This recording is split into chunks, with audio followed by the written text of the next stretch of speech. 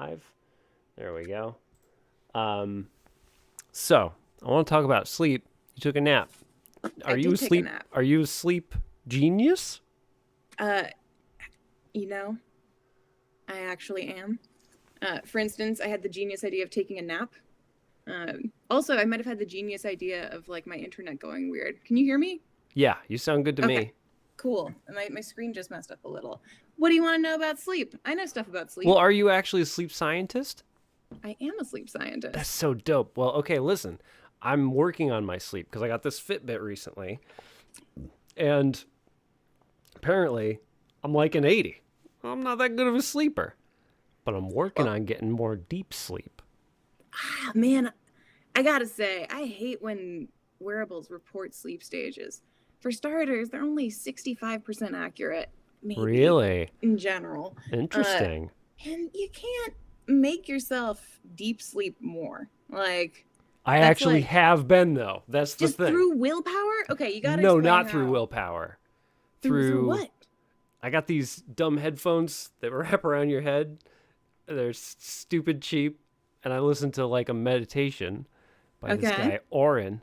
And he's got a very soothing voice. And he really, well, I'm very into meditation anyway. So this is like an extension of that. But sort of, body scanning and then like really letting gravity take you. It's good shit. Yeah. Gets me going deep. You're going deep.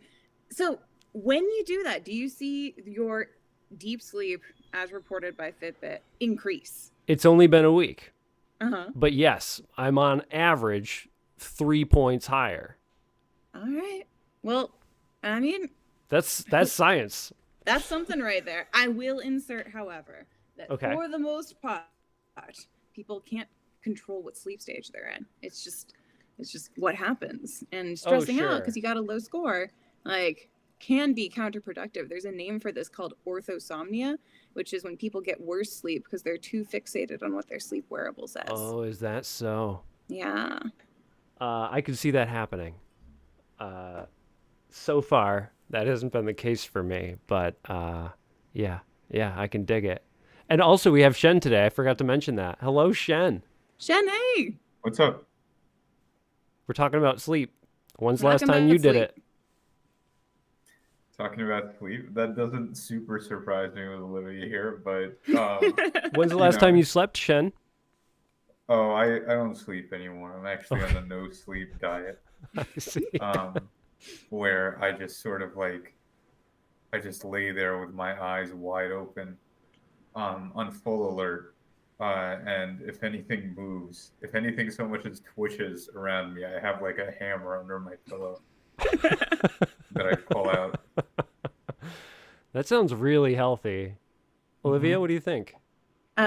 Full marks. Strongly encourage him to make no lifestyle changes. And I won't. So. Dave, question for you is, all right, so you're working on getting your sleep from Fitbit up from 80 to 83. Like 83. Major progress. Thank you. What do you know about sleep regularity? As in keeping a regular bedtime. Consistent schedule. What I know about it is it's a very good thing to do, and I let myself stay up an hour late on the weekends and sleep in an hour on the weekends also. But as far as going to bed, same time every day, waking up same time every day, usually I pee in the middle of the night at the same time every night. I'm very consistent. That's good. That's really good because a lot of things are correlated with sleep regularity. Bad things that aren't correlated with sleep duration. Like bad brain. Yeah, bad brain. Being bad at school. Heart attacks. That actually might explain a few things. Heart attacks. Listen. This guy, this 37-year-old man, has very high marks in terms of, I went to the doctor and got my resting heart rate checked. 62, baby. Says it on this too. What do you think? What do you think about that? Isn't that like a D- though? No, that's like an A. Oh. Right? For a man my age? You want a lower score? Does that mean if that's an A, does that mean I have like an S plus? It depends on where you're at. Yeah, well, what's your resting heart rate? Is your heart rate like down, like very low, like 20? No, I actually have no idea. I was just doing a goof. I couldn't tell you. You run though, right? You still jog and stuff. You probably got a pretty low heart rate. These days I don't do anything. I used to do push-ups, and then I got to 30 push-ups, and then I did that for a bit, and then I fucked up my neck, and I just sort of like stopped. I should probably get back into it. I've been a little bit lazy because first I fucked up my neck, then I got the booster shot, then I made the platelet donation. So it's just like a lot of like 3 things in a row that like all sort of like made me feel like maybe I shouldn't do push-ups right now. What is a platelet donation? It's like it's like a blood donation, but they only take the platelets and they put the rest of the blood back in you. But why? Do you have very good platelets? No, I just do it sometimes. Oh, is it like a good person thing to do? I think it helps with cancer treatment. I'm not totally sure what else it does. What I love about donating blood in general, or any extension thereof, free good deed. You do it. You didn't have to work very hard for it at all. You get a cookie. Yeah. There's nothing wrong with it. It's pretty much perfect. I got a pair of socks once. Really? Yeah, it kind of rules. They had Did like they a make little you red eat it? cross. Huh? Did they make you eat it? The socks? Yeah. No, I mean I did, but they didn't make me do that. Very good. We're expecting a few more, so let's just keep chatting. I'm having a nice time. Mike, Jake, hi, I'm Olivia. Hi. Nice to meet you. Nice to meet you. Wow. I love the way you took the initiative on that, Olivia. Yeah. Damn. It was easy because people have their names. I hope you're Mike and Jake. Wow, it'd be really bad. I fell for the decoy names. Yeah. Yeah, Time Baby's the real one and Jake's the fake one. Let's see here. Wait, I'm getting messaged. Olivia, I beat that big Ent boss. Congrats. Yeah, that guy was huge. Game. Yeah. What game? It's called Skull with 1 L. Or school. Like I want to pronounce it school. Oh. Single L. But is that the one that's really like minimalistic? It's not super minimalist. Oh no, I'm thinking of a different one. It's like a cute like Dead Cells. Yeah, it's on Game Pass. Oh, okay. I remember seeing a trailer for this. I hope you binged that. Yeah, I'm gonna try and capture what I recall the main character looking like. Little body. Hey, I just want to point out we got some handsome boys here today with nice combed hair. Everybody's looking great. I need to hang on. So bad. Oh, very good. This is my best interpretation of the character from Skull or School. He was like very tiny. I'd play that game. Olivia, is he smiling in that? Does he have a little smiling he's mouth? got a little smile. This is how I remember it. Yeah. Is anyone playing the new Horizon game? Horizon Zero Dawn? Horizon Forbidden West? Forbidden? Greg, I haven't played hello. It, but it looks really good. Hello. It's super fun. It's great. Yeah, Dave, I already logged, I think, like 10 or 12 hours between Friday and... I think I'm pretty close myself, and like, I didn't really like the first one. We're still expecting more. We're gonna have a great turnout today. Well, let's start talking about what we're drinking, and I'll start because I'm the dad. Today I'm drinking Smoking Loon Cabernet. Ooh. It's one of my favorite brands.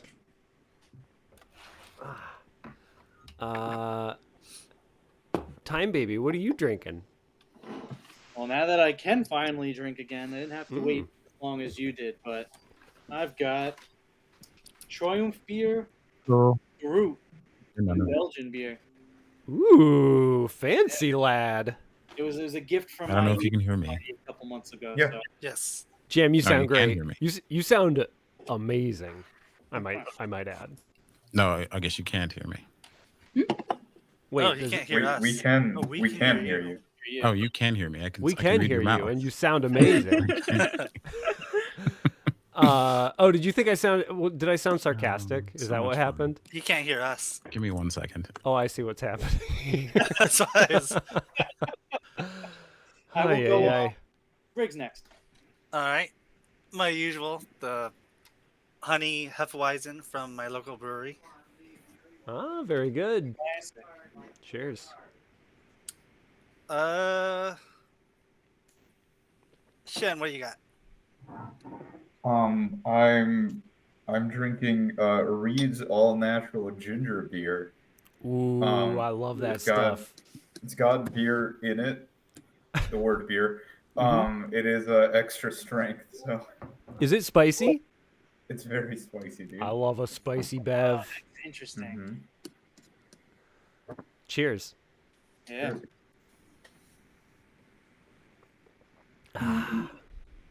You get to pick who shares next. Olivia, you haven't shared yet, right?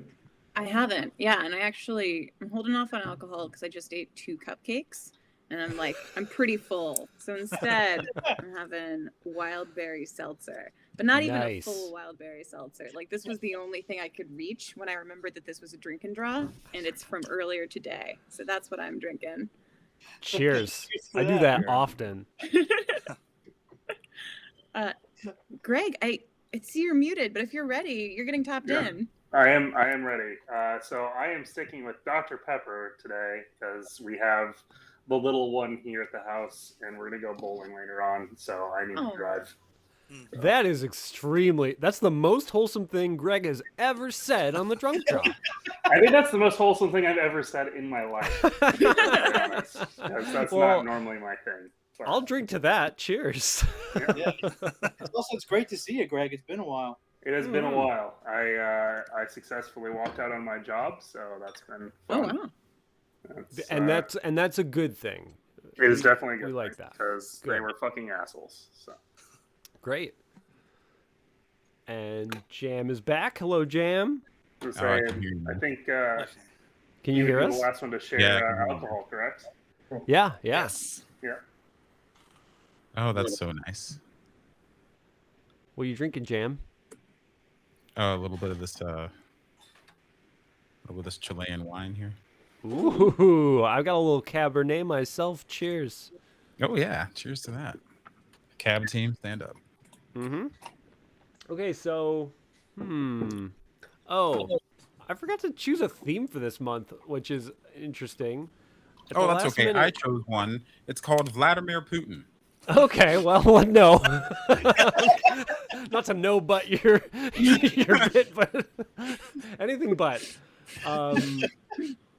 I was thinking noir, but that seems complicated. I don't know if my brain is up for that level of a challenge. I like It's noir. Vladimir Putin. Yeah. Yeah, you can readily insert Putin into noir. That's true, and it'll but you probably can be also- pretty funny. Yeah. It's Vladimir Putin. Okay, so it's noir, and for Jam, It doesn't have to. Vladimir Putin. I'm just gonna draw him all the way. I don't care what you guys. Yeah, sure. Enjoy yourself. This is this is about artistic expression here. That's right. How I'm dare just you? gonna son. get my little pen to work, and we'll be ready to start. I got a second monitor finally. This is gonna be weird. Ooh. Oh, you got a second monitor? Yeah. Congratulations. There's no room on my desk, so we had one of those, the things you bolt onto the wall. Well, it's Yeah. bolted onto the side of the desk. It's just like, Bolted onto the side of the desk? yeah, the what do you call it?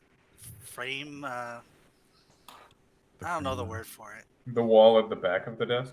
Well, my desk has like a back behind it, and like, Okay.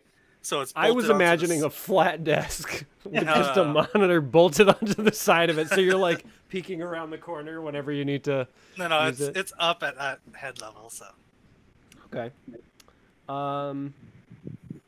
So, Olivia, can you talk before we get started? Can you talk a little bit about yourself and your work? Yeah, for sure. So I'm a cartoonist, but I'm also a sleep scientist. So most of the comics I've drawn recently have been like sleepy people, people who are sleeping, people holding coffee. And so if you've got any questions about sleep or you have weird sleep, I want to hear about it. Ooh. I actually do have a question about Time Baby. Time Baby, maybe we have the same question. Well, you go first.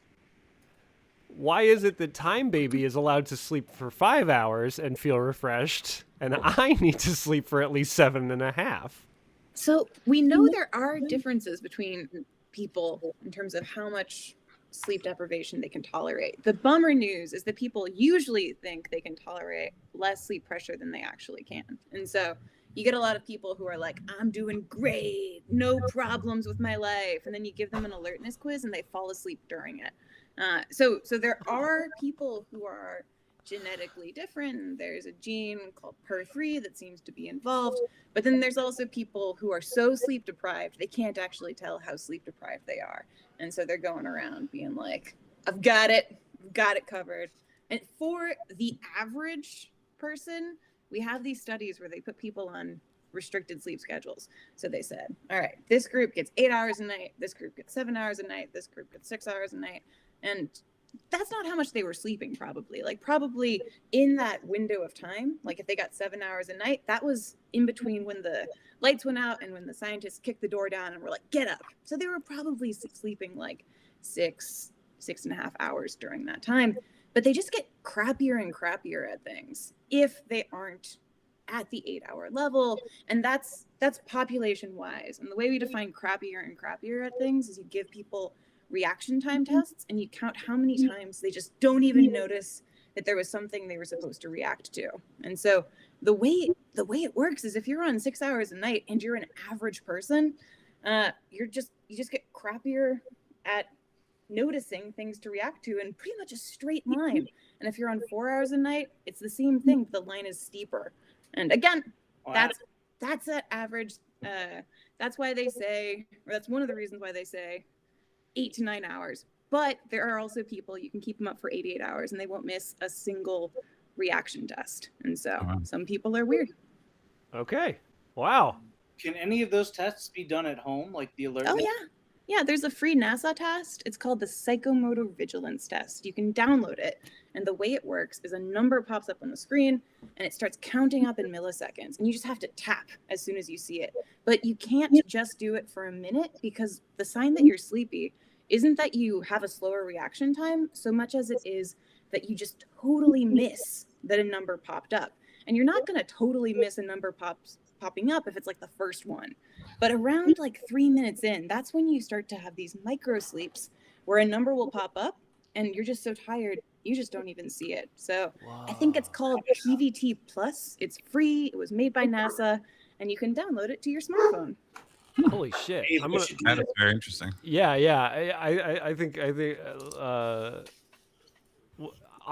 rewatch the stream and get the name later. That's incredible. That's so fascinating. And Time Baby, I really wanna fight you on this now. I want to see what happens. No, I want to fight you on this. We were just it's fortuitous that that you're here because we were just talking about this like this past week. Yeah. So pretty fascinating stuff. Picked a good day to show up. And also Olivia's comics are hilarious. So go read those. Imaging Quest. Amazing. Yeah. Okay. So what do you say we get started? We're gonna ask our dumb robot on the Discord to give us a prompt. Oh, Shen, do you want to tell us a little bit about your work? My name is Shen. Lately I make comics about doors that I find scary. if you're also scared of doors, go to Instagram.com/ShenComics and become more scared of them with me. No, I won't be doing that. That sounds horrifying. They're so good. Yeah, it's They're pretty so bad. good. I But- do. Oh, there. Shen, Even though I I already do. follow you. I need a clarification on the last one. What The is one it? where the house lowers. I didn't understand that one. Yeah, I got the- this. I saw that one. I know what it's about. Yeah. Can you explain it, Greg? Yeah. So the whole thing is that the door looks like it should be like a staircase or something missing up to it, right? Uh-huh. What the door is actually is basically a premonition of what the house is going to level itself out at after a nighttime. So the very last one that he did was it literally floating above the house as if the house is going to sink entirely into the ground. Okay. Wait, was that a series? Was there more than one of those?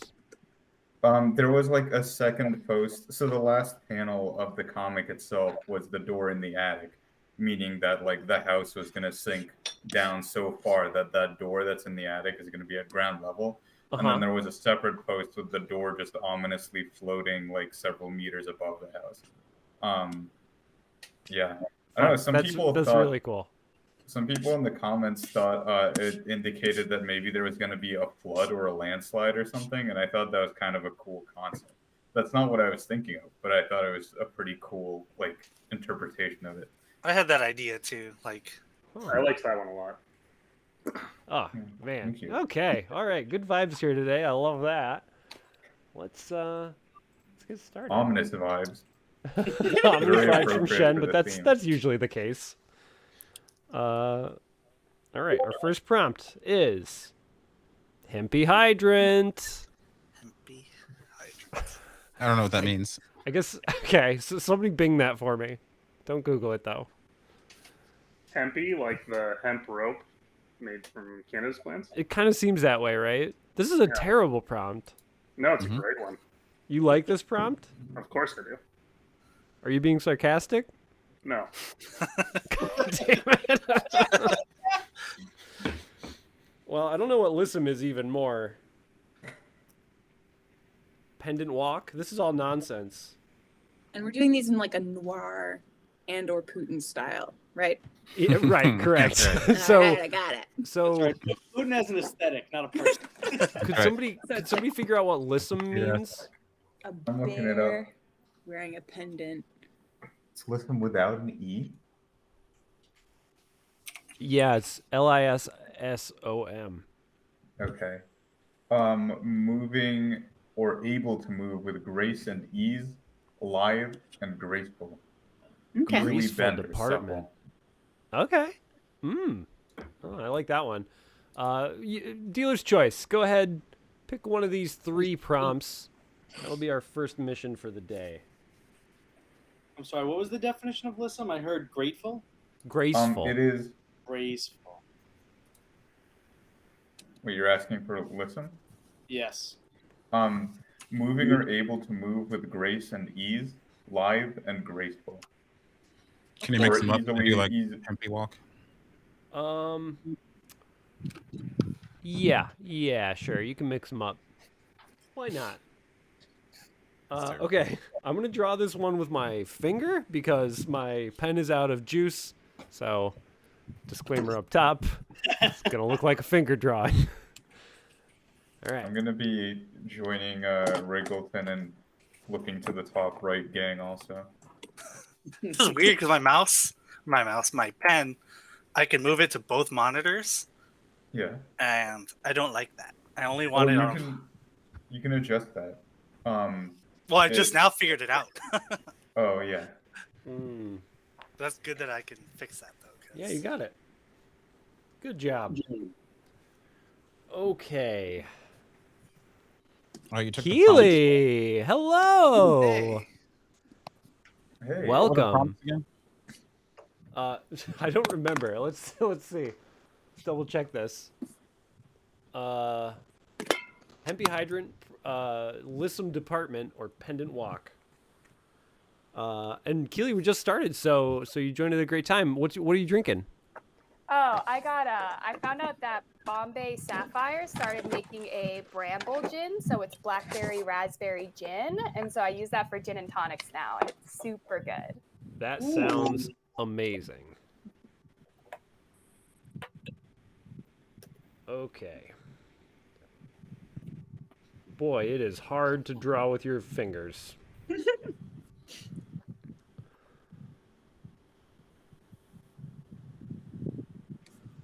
What's the theme for today? Unfortunately, the theme is noir. Or Putin. Yeah, or Vladimir Putin. Or Vladimir Putin as decreed by Jam. Okay. I know what I want to draw, but I have my doubts that I can do it with my fingers. You can do it, Dave. I believe in you. Thank you.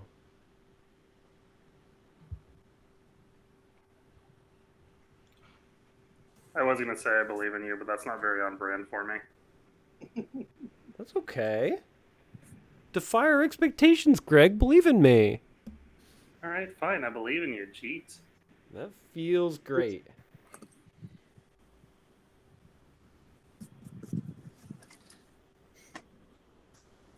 Olivia, do you wanna tell them about Cypher the animation? I do. And I'll do my intro, and then I'll let you take over as the person who brought Cypher to my awareness. So Cypher the animation is from the late 80s. I think it came out in 1999. It's an anime, but it's the American anime in that it's set in the US. It's got a bunch of like hits of the late 80s as a soundtrack. And it was animated to mimic the style of like an MTV music video as interpreted by Japanese Americophiles. And so in it, there's these two brothers who are identical, and then nothing beyond that makes much sense. So they're actors, but they're also in high school. At one point they kiss, they later kiss again, but it's not romantic.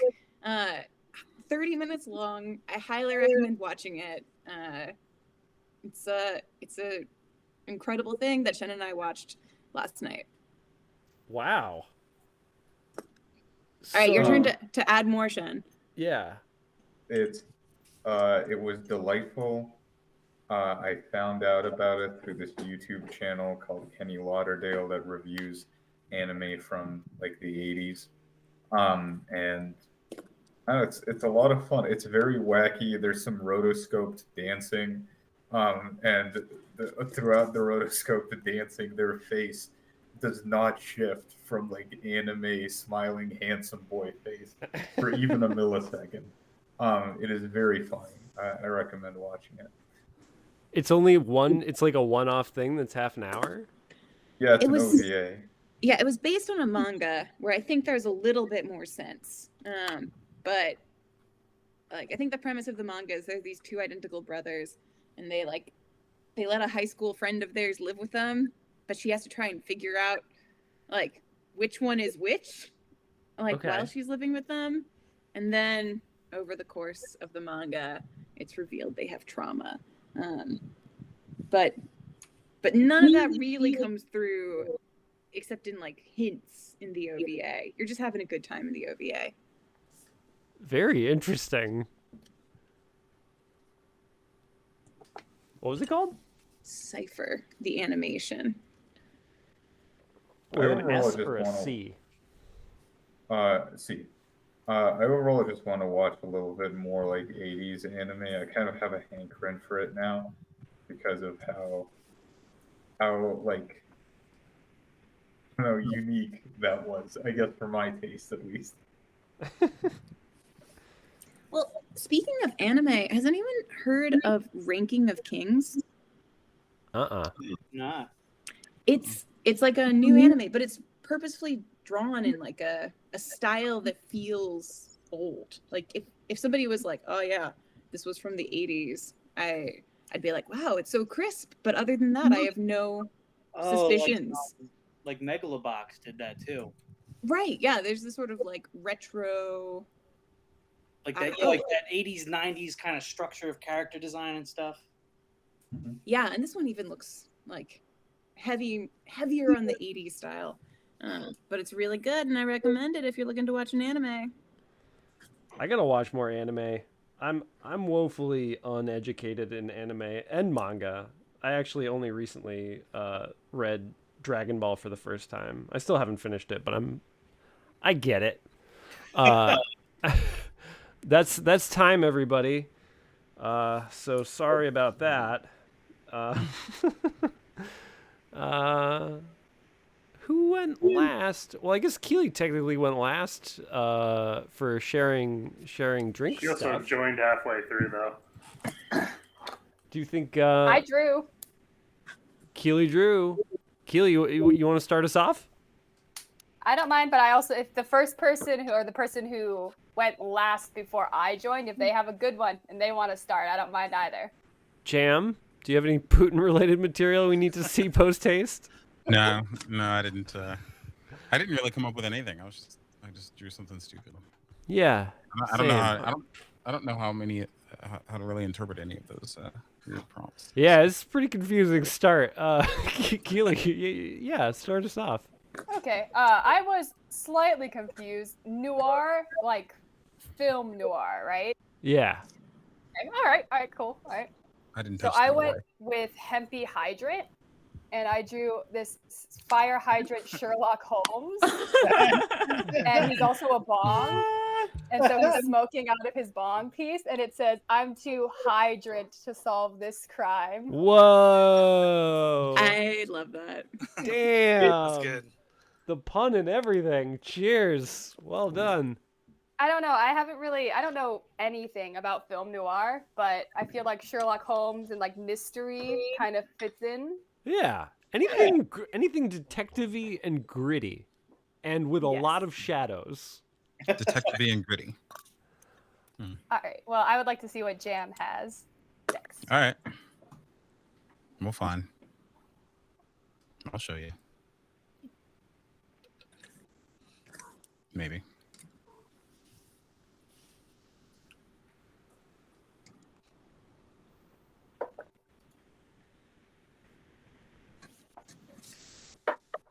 I don't know if anything's working or not.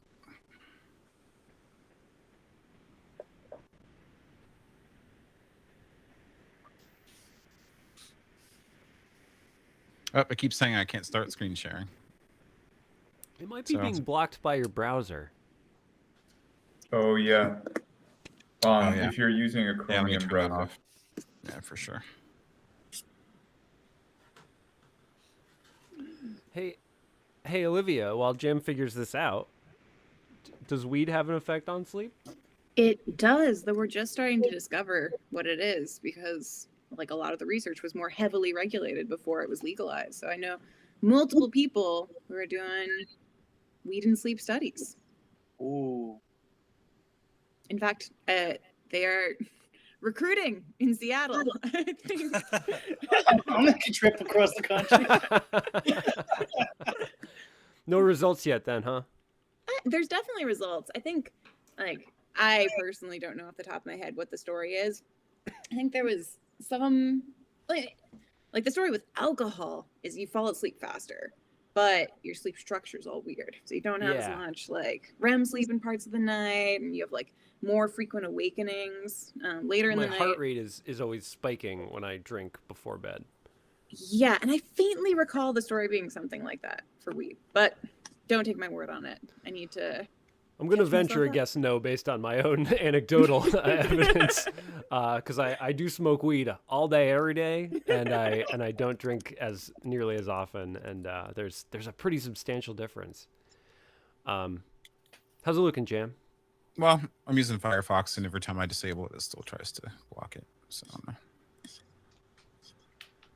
I can try to. Oh, if you want, as a last ditch, you could post it in Discord, and I can share it on my phone. Oh, that's a good way. One moment. Boop. He said, As cool. always, don't steal my secrets. My phone is I'm vulnerable and I'm open to you. My phone is right here on screen. Don't steal my secrets, though. I'm gonna desperately write down that IP address. Not that it does anything. So you can hack my write phone down. once you're connected to my local network. Yep, exactly. I'm gonna go drive up outside of your house. Yeah, I guess you could do that. Wait, did Jim leave? What happened? I think Yep. he's- He was Oh, like, is he gonna try a different browser maybe? He's like, I'm tired of this shit. I don't know about you guys, but I don't care how many drawings we do today. I just want to have a nice time.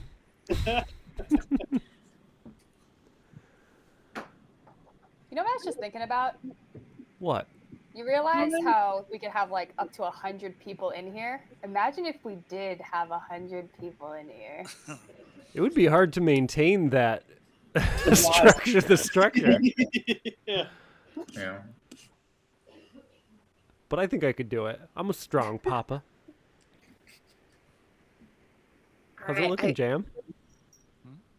Oh, I forgot that I was supposed to be doing this. 1 second. Okay.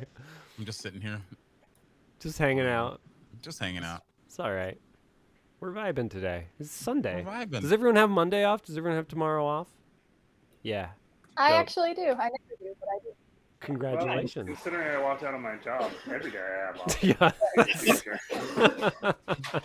I can't wait till Greg has an ex-wife someday. It's gonna be so much. Yeah. Well, hey Scarlett, are you gonna leave me? Yeah. All right, well, there you go. Okay. Well, they're gonna have a conversation. No, she didn't hear what I said. Oh, I see. She was like, "No, I'll never leave you." That's what she said. Oh, that was off mic, but we'll trust you. No, I don't trust me. So. Okay. I'm just gonna put it in Discord, and you people can look at it if you want. Yeah. I got the Discord all up. It's gonna be great. And there you go. Oh, is it in DrunkDraw? Yeah. Or general? Don't look at this one. It's moderator only. Wait, this is all just general. What's happening? I'm in DrunkDraw.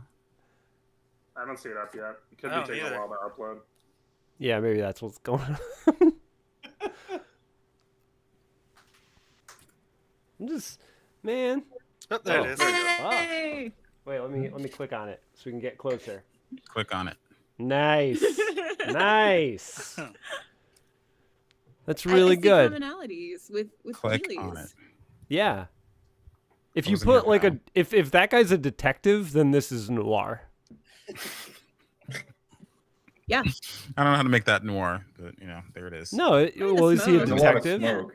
Little That's trench a coat. feature. Well, he's smoking.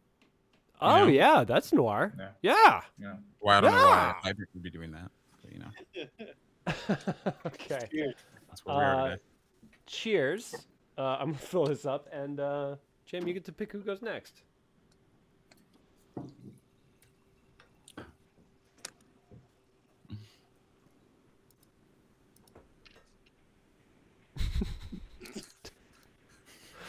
Jim, you get to pick who goes next. What? I'm sorry. Jim, you're being so belligerent today. I was paying attention to what's going on. I don't know what's going on. All You right, get to pick who goes I get next. to pick. All right, Yeah. Sorry, I'm a little Yeah. not paying attention today. I need to take one of those tests with the numbers. Yeah. Let's see. I think Shen should go next. Me? Yeah, you're the only. Let's do it. How the other Um, Shen? Turn your Yeah. volumes up. There's 3 of them here. There we go. Share screen. Beautiful. Screen 1. Here's what I drew. Oh. Ah. I forgot what the prompt was that led to this. Let me list some department. Okay, so it's like a detective's department, I guess. And he's like a bunch of goons are firing at this detective, and they can't hit him because he's so snake-like with his curve. He's got curves. Yeah, that's the detective you want. And he takes off the hat and to reveal it's Gumby and this is a reboot. And they've committed. It's a full movie.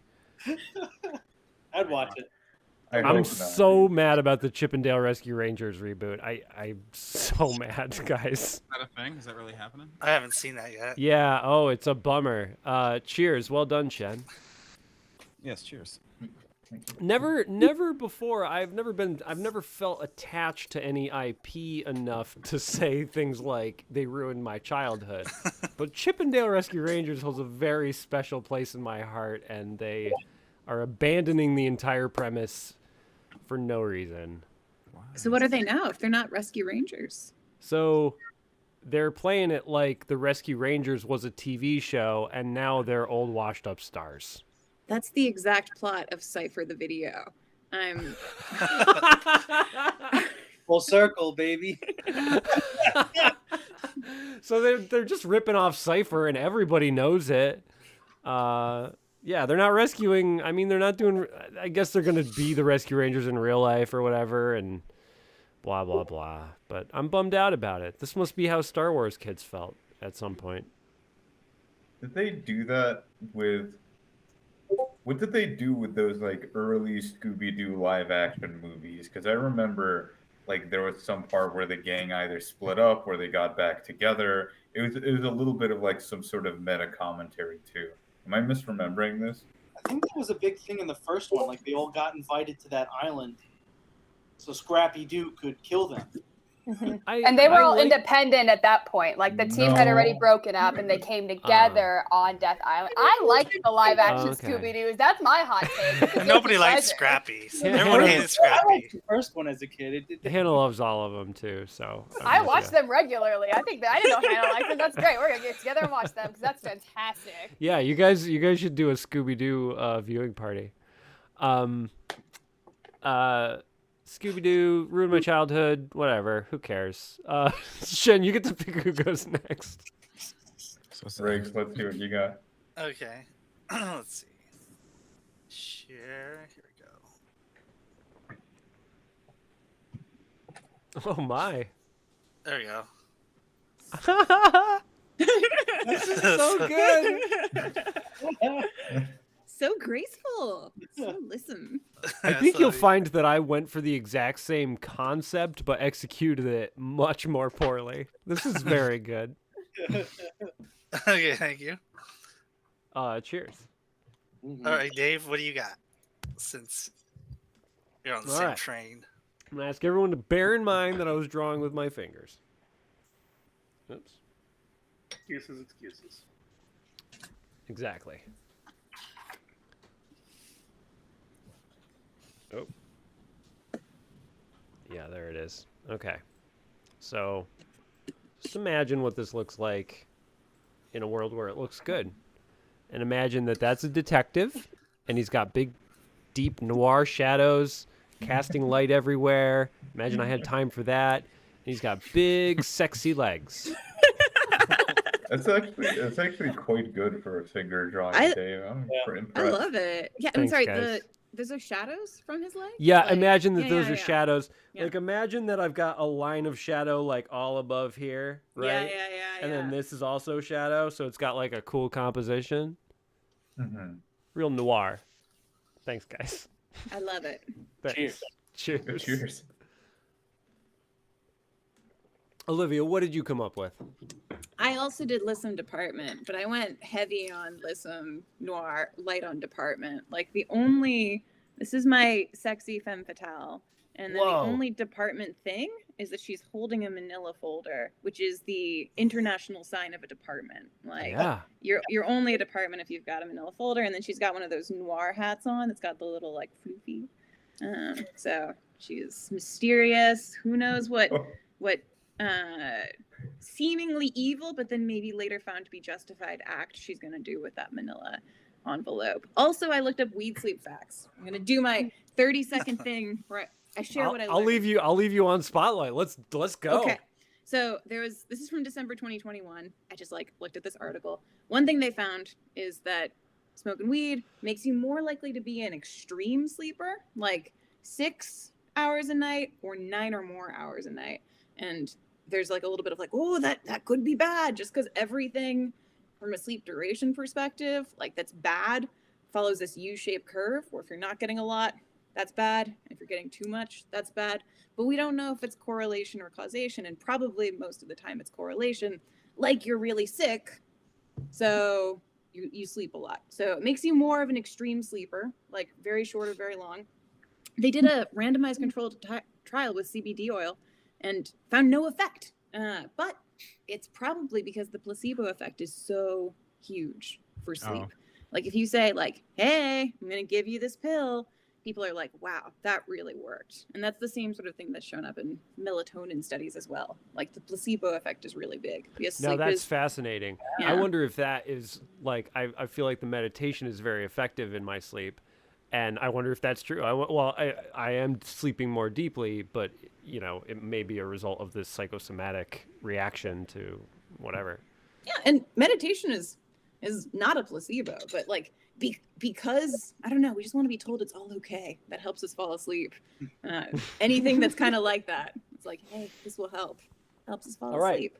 So that inspires me for our next prompt, which is going to be Putin's lullaby. But before that, I think we still have a couple more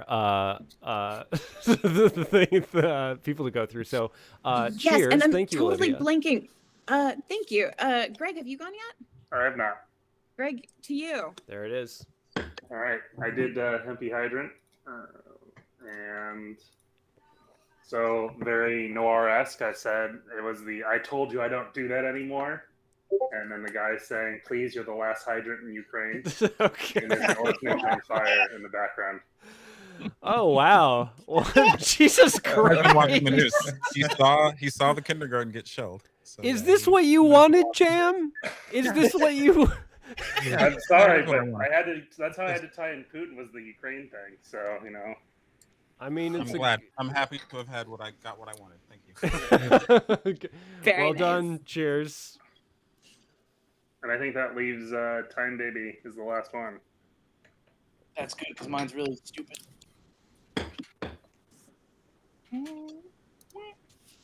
I did listen to Department.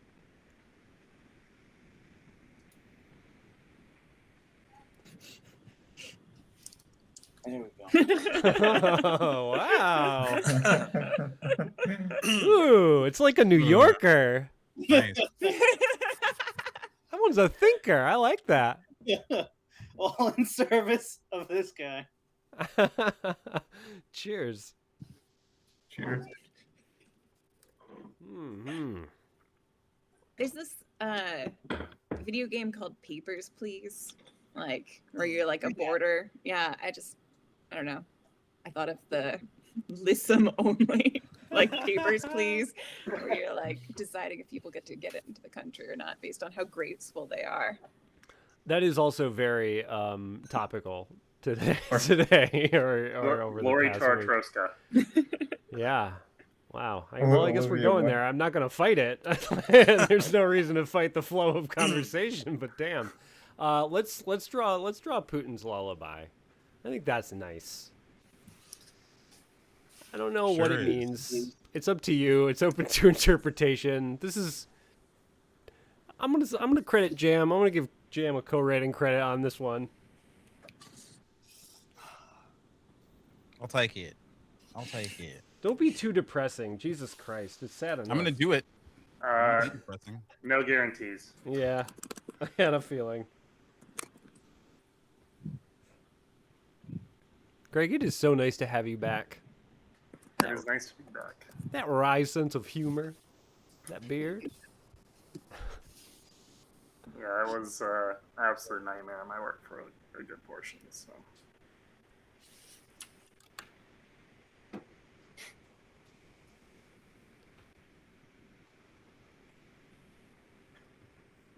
Shen, did you start to say something a minute ago? I was gonna say what if he used a Papers, Please hardcore immigration enforcement system to make like a country of himbos. And then if somebody is like too smart or not strong enough, like you don't let them through. So like the two tests are like how beefy you are and how dumb you are. Hilarious. It's turning people away at the border. It's jeez. Okay, whatever. So, sorry, you're a nerd. You're a goth. There's no nerds. You have to go to goths. goth country now.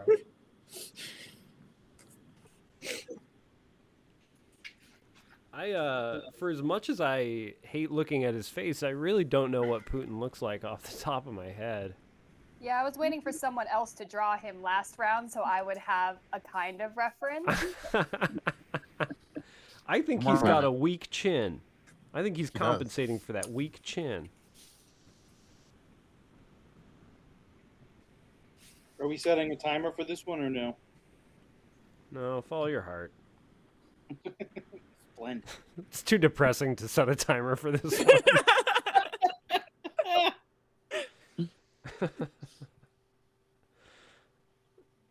I mean, he doesn't have a beard or like even like a 5 o'clock shadow, does he?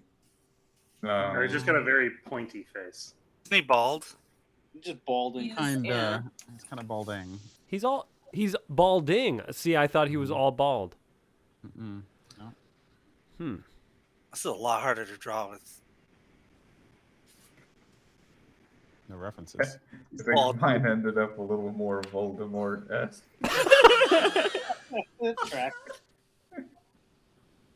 Fuck. I'm like imagining what yours looks like, and I'm already being like, I gotta make mine a lot better. It looks like a combination of Voldemort and Obama, but like I swear to God. That's a political stance. Yeah, what a confusing political cartoon that would be. I'm trying my best, dude. I like the idea of political cartoons that are so perplexing that nobody really knows what they mean.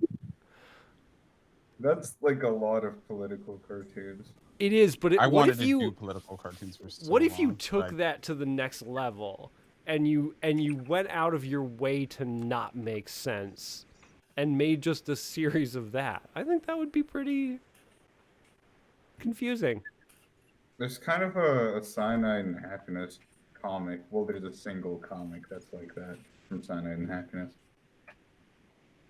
in which there's like somebody's like swinging on a pole labeled like the Fed, and then the pole turns out to be somebody's dick, and I don't remember whose, but somebody's.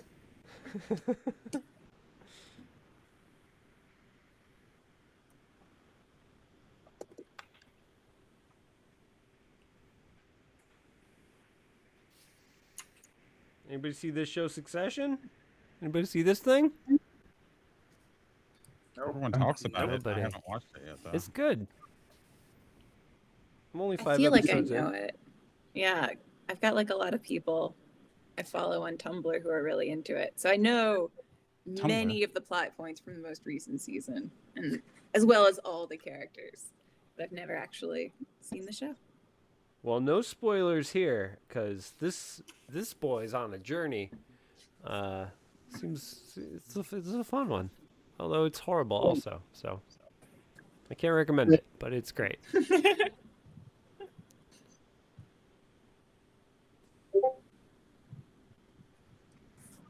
I'm feeling pretty good about my Putin's Lullaby.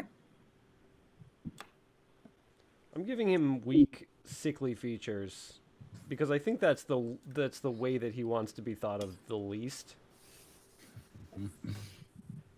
And I mean, fuck that guy. Yeah, he sucks. I kind of remember, like, he has kind of distinct eyes, I guess. Like, I remember what his eyes kind of look like. Like a shark's eyes. Yeah. Oh, I bet Shen, I bet he does the thing that you do, which is sleeping with his eyes completely open with a heart rate of like 20 beats per minute. Shen, is that Yeah. true? You sleep with your ear and eye open, sleeper? Mm-hmm. He was Eyes describing open, it earlier. Hammer under a pillow. Yeah, for safety. Is this when I What can't up? hear? Crashed. I think I saved it though. Oh shit! Clip Studio crashed. Yeah. Damn, kid. Never had that happen before. I completely forgot about the noir. I was like, done. And I like threw my pen across the room and started doing like victory laps. And then I remembered the noir. Don't worry, there's an easy fix. You just add a fedora. Yeah, that's true. That's a good idea, Olivia. Yeah, I'm gonna give my Putin a fedora. I can't. I'm afraid of going to the gulag. Yeah, they're gonna do like a documentary on where all of us are. Only Like- the flattering. Where the pieces are scattered, that kind of thing. Yeah. Yeah, but one of us is gonna draw like a hot Putin, and they're gonna be like a higher up in his government. Yeah, I don't know what happened to those other guys. I mean,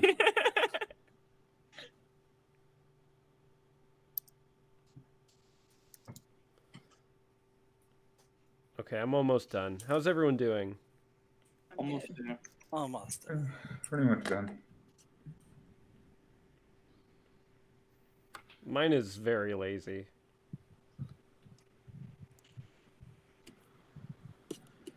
Top military officials wear hats that say top military official, right? yeah, Of course. Typically. How else would you know? I think they have to, part of their uniform. It's kind of like police officers showing their badge. Mm-hmm. Exactly. It's like, show me your hat.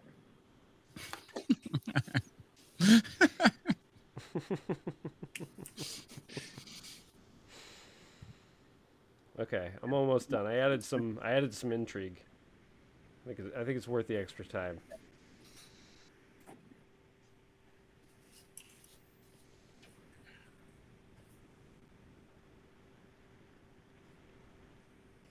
What time zone does everybody live in? I'm on the East Coast. Same. Same. California. West Yeah, Coast. baby. No West one Coast, cares West Coast. about you Californians. West Coast, best coast. Nope. Wrong. We Fake- got fake news. majority. We got majority in this room. Fake news. Although maybe we don't. It seems like a 50-50. Wait, Olivia, are you Midwest or are you East Coast? I'm East Coast all the way. Boston? Nah, Virginia. Wow, still East- good. East Coast. Busch Yeah. Gardens. Mr. Geography. Boston is East Coast. What are you talking about? Oh, I thought you said Austin. Oh no. Yeah, famous coast city, Coastal Austin. City, Austin. I was like, did you really say Austin? Okay, that works. That's good enough. Yeah, I'm done with mine. How's everyone doing? I'm good. Yeah. All right. This is a soft ending to this one. Wrap it up if you haven't. Who went last? Last time, Time Baby. Putin's Lullaby. Give it to me. Okay. I'm not singing it, but I did write something.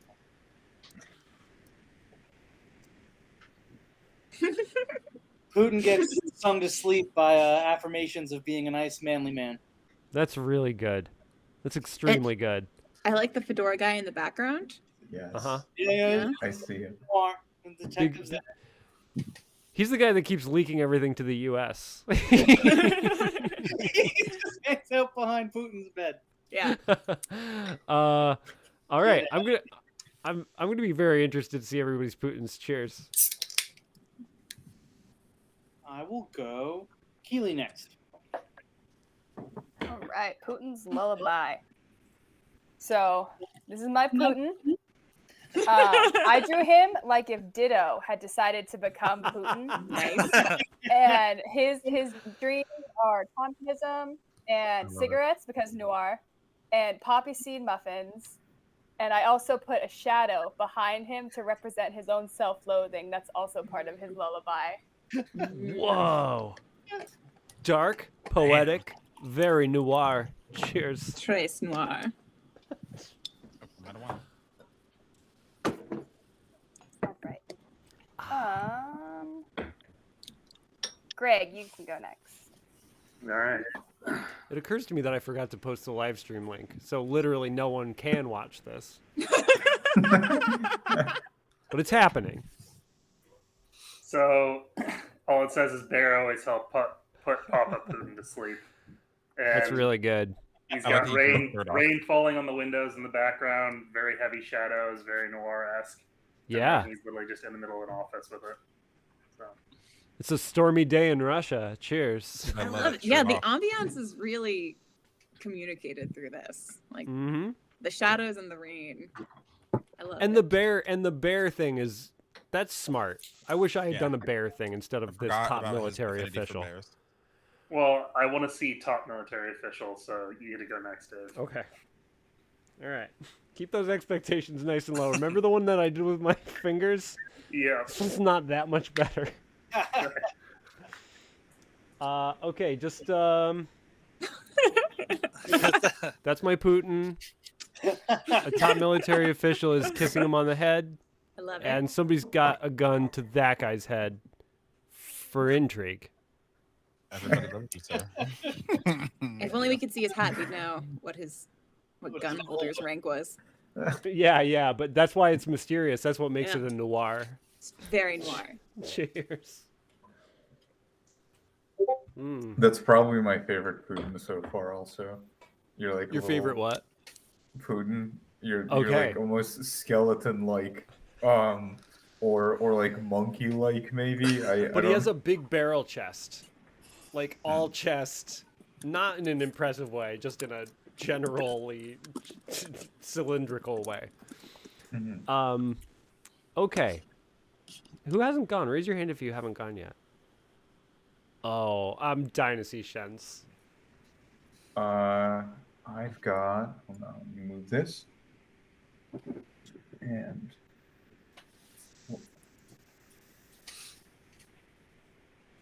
here we go. So this is. I mean, you can see why I was saying. It looked kind of like Obama for a sec. I don't know how to draw a hairline when somebody's balding, but it's Putin and he's sleeping and he's got one of these spinning baby things that I forgot what they are. Mobiles? A mobile, What? yeah. Mobile, yeah, a mobile. And he's got a plane, he's got a tank, he's got a bomb, and That's right. here in the back Some he's poison, got some for poison sure. for Yeah, poisoning journalists with. for sure, yeah. Yeah. So That's Wow. great. mine. That's really, really good. Yeah, nicely done. Cheers. I thought that he had tufts. I don't know why I thought he had tufts of hair. It's like shaved. You got it closer than I Not did. really. He has hair that he keeps swept over, and it just comes to like the middle Like on of top? his head, Ugh. So and then the back, and confusing. then his sides are coming forward from it just a little bit now. And like the thing about his nose is like he has this part that goes up like this, and then straight down into the bottom of his nose. Like it goes. Yeah, like I this know it's weird, like, arc, it's a like, very down. like narrow, yeah. Yeah. And then his Um, nose goes like at the bottom. you know what? This is healing. This is cathartic. It's good that we're doing this. Jen, you get to pick who goes next. Jam, I really want to. I want to see yours now because it seems like you've got this down. You- Oh, I've been drawing A them already. student. All right, I'm gonna put this in the Discord again. Oh right. Here, I'll share that on my iPad. That'll be a better aspect ratio. Discord.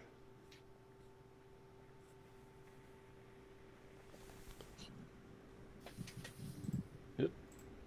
Share.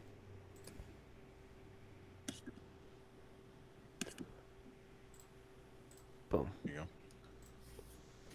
Oh, Oh, That jeez. is the work of a student of Putin's face. Like, Truly. Wow. Like, that is very impressive. Cheers, Jam. And the shadow is Wow. communicating noir. You've captured his spirit. Yeah, Yeah. Damn. that is awesome. That's very impressive, Jam. Shit. That's a very good New Yorker as well, by the way. yeah. Yeah. Oh my God. Send that to the New Yorker. They'll get back to you in 6 months when it's no longer relevant, go. Right. or not, Like, or never in my case. We're drawing another one now that we have World War III. Love it. I like that he pulls his tie out so that it doesn't fall beneath. He puts it on the desk. He's like, my tie is important. Must everyone? Cheers, Jim. All right. You get to pick who goes next. Thank you. And Greg, have you gone? I can't remember. Yes, I did. I did the bear. That's right. Oh, that's right. You had the awesome bear with the shirt I'm a off. bear guy. All right. Who else hasn't gone? Oh, well, Riggs. You All go, right. and then you can pick on Olive A after. Oops, I have to share from here. I called you Olive A now. That's your new name. Does it work? There we go. I did the opposite. It's his lullaby to people. Wow. Beautiful. I love the musical notes. I think that is a very nice touch. So I you love know it. it's You started to draw a bear too over here. Is there a bear here? He tried to draw his bear friend, but he ran out of time over here in the corner. Yeah, I get it. I like that from the picture, his lullaby is working. Like that person is sleeping soundly. It's an effective, which it might be the placebo effect. Yeah. With sleep. It doesn't matter who's giving you the lullaby. You're just like, something is helping me sleep right now. He's been ordered to sleep. Yeah, he's been ordered to sleep, so he has You to. sleep Yeah, now. by a top military official.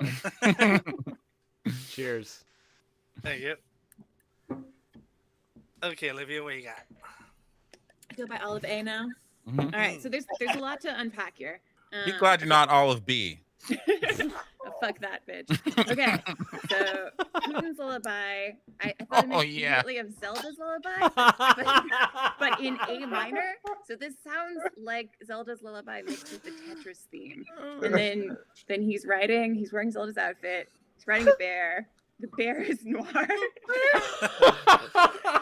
And this is Putin's lullaby. Instructions for how to play it yourself.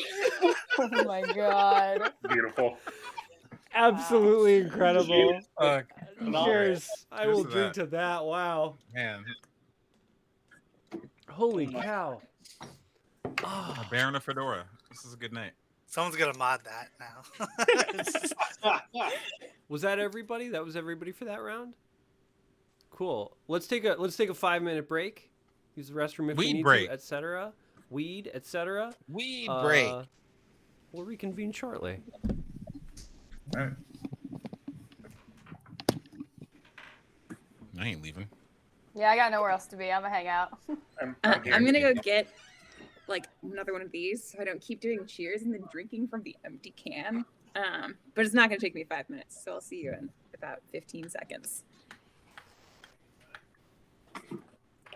So, how have you been, Keely? All right, Good, somebody go fine. quickly wake up the clone called Olive C. Oh, We gotta bring him in. The army of the olives.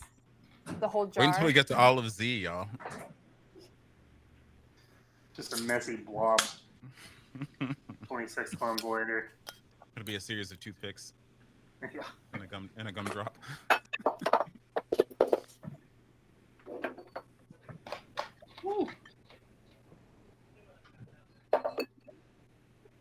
While we're hanging out, how do y'all know Dave? I know Dave because we were at like a Comic-Con 7 years ago and have been friends ever since. We give Dave money.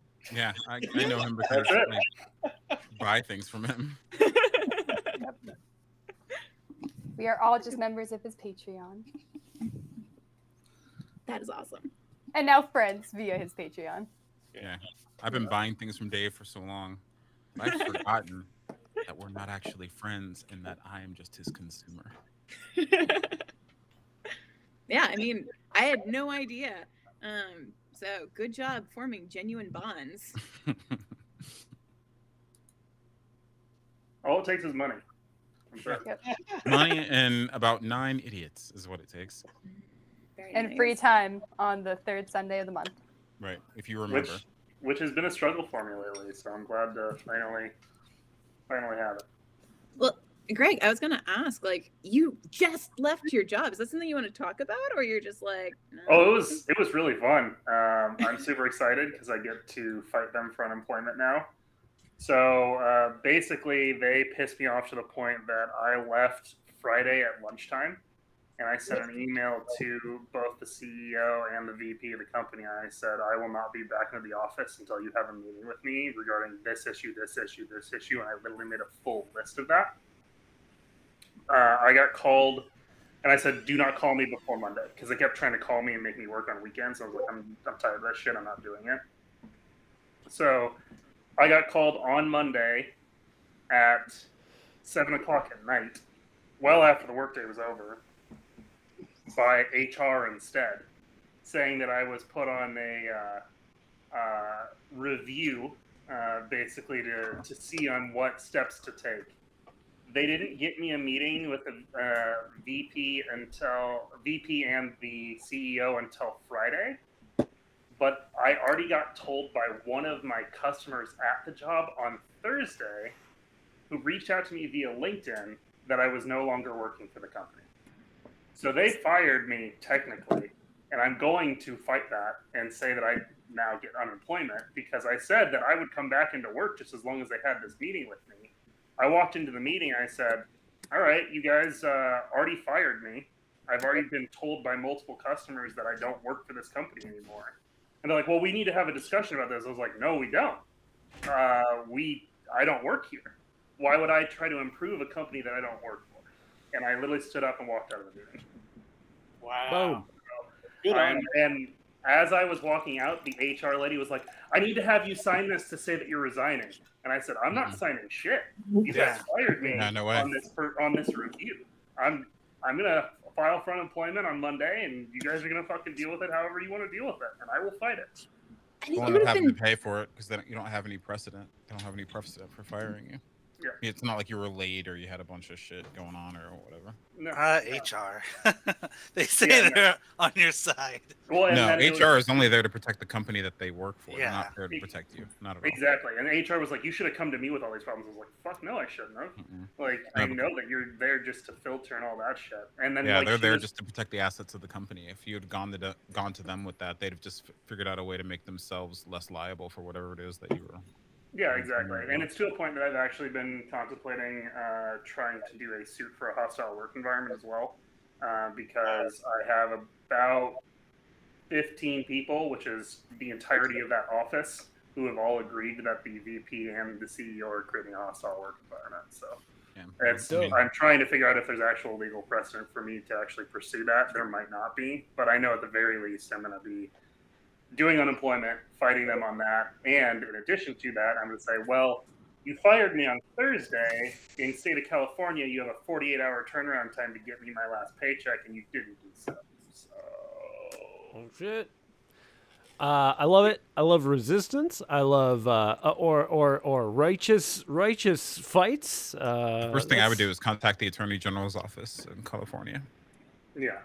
I have a few different avenues to do. So I'd start because I used to work there, but not in California, but in Ohio, and so I would go ahead and contact them first. There are departments there that can address specifically these grievances, and they already have legal representation, and you have a right to that legal representation. So it's almost like getting caught. It's almost like going to court or being accused of a crime in another country. If you went to Bangladesh or something and were accused of something there, the first thing you do is contact the State Department. And this is kind of in the same umbrella. Yeah, government exists to keep corporations in check, as far as I'm concerned. There's probably other things, but I'm not. I don't have too many other priorities at the moment. Okay, well, that was Greg's corner. Greg, good job. Keep fighting the fight. Why not? Cheers. I love it. Yeah, man. So I got nothing to lose, and I already have an always interview on Monday too. So. Yeah, man. Nothing like not having anything to lose. The workers. I'll drink to that. Cheers. I'm drinking too much. That is happening right now. Or not enough. No such thing tonight. Yeah, I'm in that mood. I'm gonna drink as much as I need to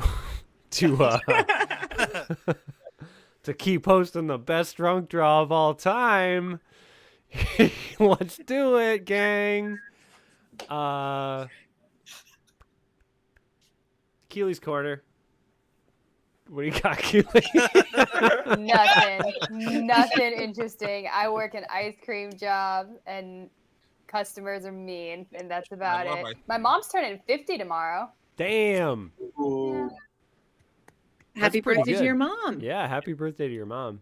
From all of us specifically. Yeah. Yeah, I'll let her know. Write down all the names and. She knows us. I'll sign you off on a birthday card. Okay. You know what? Let's all wave at the camera. Keely can screen cap it and then like just text it. Okay. Yeah. Hi, Keely's mom. Everyone say it. Hi, Keely's mom. Hi, Keely's mom. Take a picture. Just keep going. I got it. She'll appreciate it. I'm gonna send that to her tomorrow. I'll let her know. Wonderful.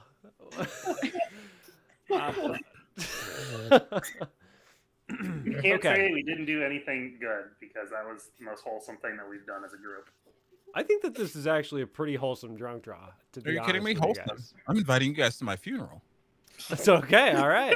We're invited to Jim's funeral. When is it? Are we invited When to is the it? drunk draw Calendar. at your funeral? Or? I'll put it in your calendar. Don't worry. I'll send you guys a Google invite. Open bar. We'll do Open like bar, a for sure. Open bar. uh, I don't need anybody crying. Keely suggests doing a still life. I think that's appropriate.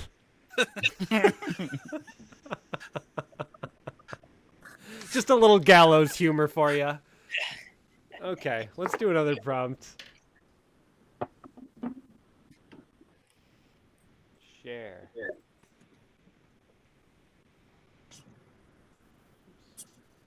Okay. Shen, do you have an Android phone? Yeah. Okay. Nice. That tracks. That tracks. I don't know what you mean by that, Dave, but I agree. Dude, Unchanged you're not one to get stuck under Apple's thumb. And Android's an open source operating system. No. Google own Android. Unchained Donna, I don't love. I don't love racist delivery at all. The only one. That one. It's not. I think that's a good What? idea. That's Oh also no, step grandfather, what is he doing? All right, This is no, not. He's I want the trolling racist now. one. Headed Wait, check. hold on. I want to know what cumbrous means. Is it Okay. like the cloud? All right, No. I'm doing a combination. I don't care what the actual prompt is. I'm doing a combination. And I'm doing Unchained Step Grandfather. Okay. Unchained step If grandfather you is. do that, I'm doing racist delivery. Yeah. If anyone has the right to, it's Jam. I guess. I get to do racist delivery. It's Black History Month still. Oh, cheers! Very good. You can't tell me what to do, white man. I won't. I won't. Do whatever you want.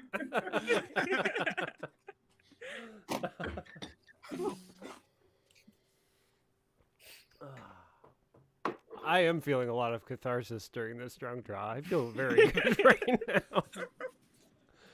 now. Okay, so wait a minute. Did anyone, Shen, what does cumbrous mean? Oh, it's like cumbersome. Oh, okay. Sounds like a Cumbrous. standard step grandfather, am I right? Yeah, like the guy falls down a lot. That's easy. And for anyone who might not know, what does cumbersome mean? Like, Full of it's cumber. clumsy or like not easily accessible. Like, Or like Yeah, overburdened? burdensome. I would say. Yeah. Yeah, overbearing. I think is a good one. I'm gonna keep digging, because Dragon Bay. other Dave has never done quite this badly, like in a single session. He's There's trolling. usually a right lot, now. but it really feels like. I think Dragon Bay is a good one. Spiffing one. All right. Okay. Spiffing Okay. license. Spiffing license is it, right? That's a Okay. great What does prompt. spiffing mean? Like getting spiffy, like getting Like getting spiffy. Dapper. Getting clean? Dapper. Looking Oh, dapper. sharp. I like that one. Looking sharp. Excellent. Dapper fix Yeah. up, look Blended. sharp. All right. Okay. Listen, we went through a lot of prompts there. If anything inspires you more than this, I don't mind. I'm doing racist delivery. Okay. All right. I'm I don't even know what that would actively mean. nervous about it, but I don't even know how. I'm not doing that. Spiffing license. I'm not sure how to do that one either. All right, let's look.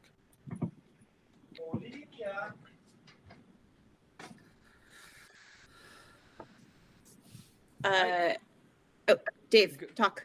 Well, mine is like very specific, so I don't know if it's very interesting. So you should probably go first. I was just gonna say that we're talking about being your patrons. I'm like, I'm a patron of Dave's, but I realized I'm a patron of your Are you really? Patreon. Yeah, I was giving you $1 a month, so I have moved over to the new one. So I mean, I'm still collecting on that account. Yeah, so... why would you not? But I was just like, I was like, look at this. It says to go somewhere else. Oh, thank you. I was gonna check my emails, but now I'm not going to because my phone is still up. Did you start the timer? Thanks, Olivia. No, and you know what? That's my bad for having 2 Patreons and then merging them back into one for no reason, really. At the end of the day, it's eminently understandable. It was because of Hop Dude. It was because I made a separate Hop Dude one, and then I was like, well, now everyone's here, so why did I do this? Okay. 6 minutes on the clock. Begin.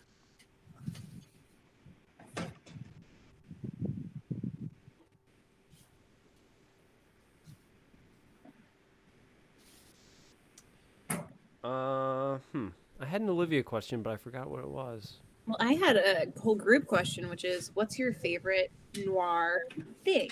Like movie, comic, Batman? Yeah, Batman is like the good Batman, not like the movies. Yeah, I think my favorite noir thing is probably the noir Spider-Man in Spider-Man Into the Spider-Verse. Like I love Nicolas Cage's noir Spider-Man. He was great. He was a great commentary on the genre, like broadly, and I loved that. Yeah. It's weird because I really love the idea of the noir genre, but I don't know if I've ever really I think I've only ever seen parodies of that type of except for BioShock Infinite. That's a good noir. Yeah. Oh, I take back Batman. It's Who Framed Roger Rabbit, right? Isn't that kind of noir? That is that's a good one. Noir. Great yeah, one. that is perhaps the best noir. That's above Batman for me. That's like a fantastic movie. Like it must have been so weird to pitch it because like, what do you describe it as? I mean, I guess it's Looney Tunes meets noir, so never mind. Question answered, but you can't describe it in terms of like, oh, it will be like this other movie that existed. There's nothing else even close to it. And they'll never make another movie like it. Well, you know what though? They are, because it's Chippendale Rescue Rangers. No.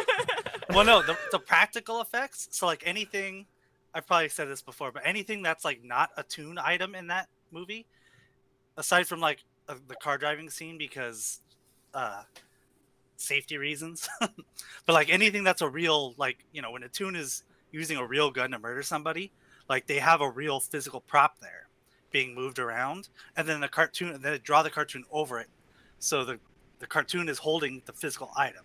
So all things that aren't, you know, toon is actually a real physical prop. They did. Nice. That's really cool. That's really cool. Yeah, really clever.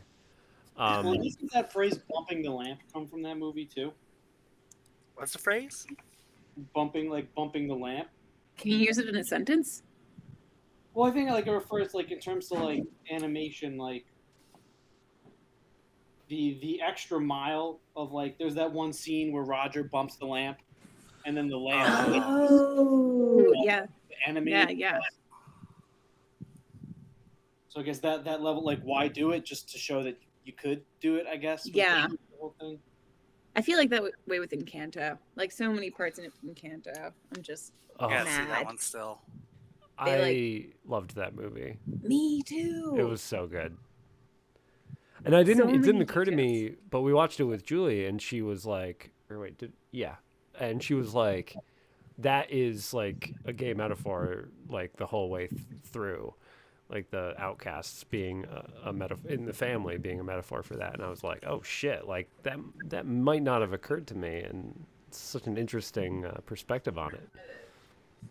I mean, there's a few things about Encanto that I really like. I think one of my favorite things is that it really breaks kind of some more stereotypes, especially with like the strong one being the female character with Lisa. That was probably one of my favorite characters of the whole thing. But I mean, every part of that is a very, very solid movie. Yeah, great film. Can I tell you one more thing about Chip and Dale Rescue Rangers? Of course. One of them is drawn or rendered in a hand-drawn style, and one of them is rendered in CG style. Why? Why? Chip is one and Dale's the other? Dale got the surgery and became... Yeah. Is that real? If anything, it would be Chip.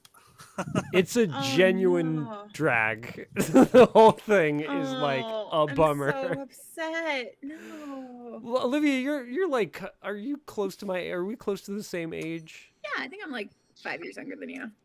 Okay, well. Okay, I'm but like you know what 15 Alf years is. younger than you. Of course I know what Alf is. And so it sounds like you are also a Chip and Dale. Did you grow up with Chip and Dale Rescue Rangers? I did. And also, I don't know. Like I reserve judgment because sometimes my calls on like the kind of jokes that get through in the trailer, I'm like, oh, this movie's gonna be bad. But really, I just had a very different aesthetic taste from the person who edited the trailer. But I don't know. Like did you watch it? Like the Chip and Dale trailer?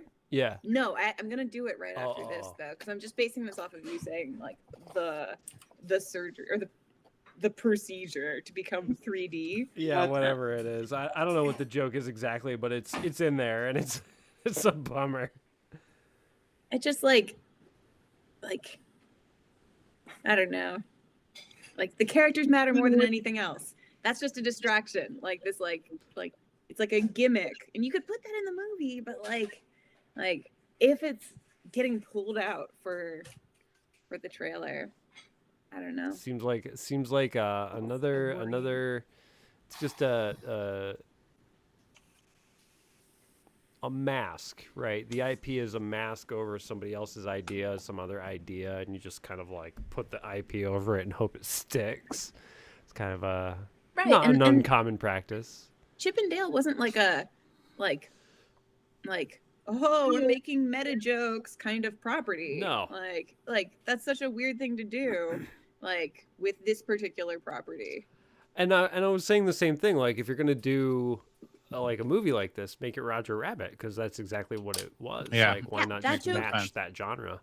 In a Roger Rabbit sequel, I would laugh so hard. Everybody like, wants that.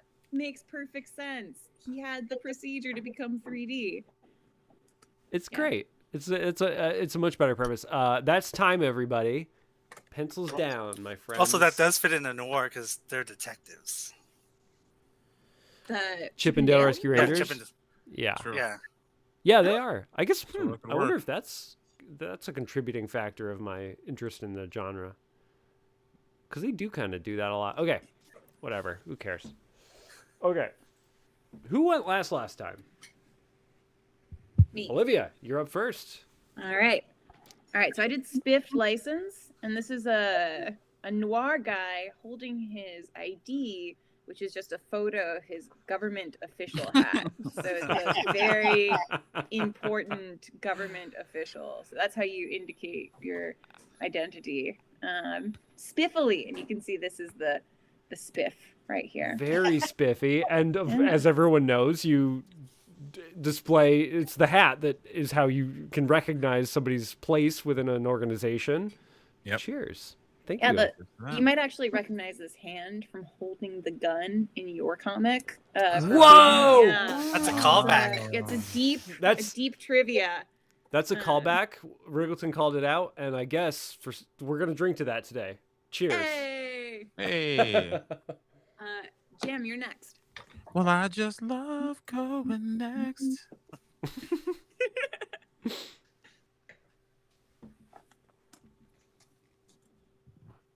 Y'all better look Mm. in the Discord.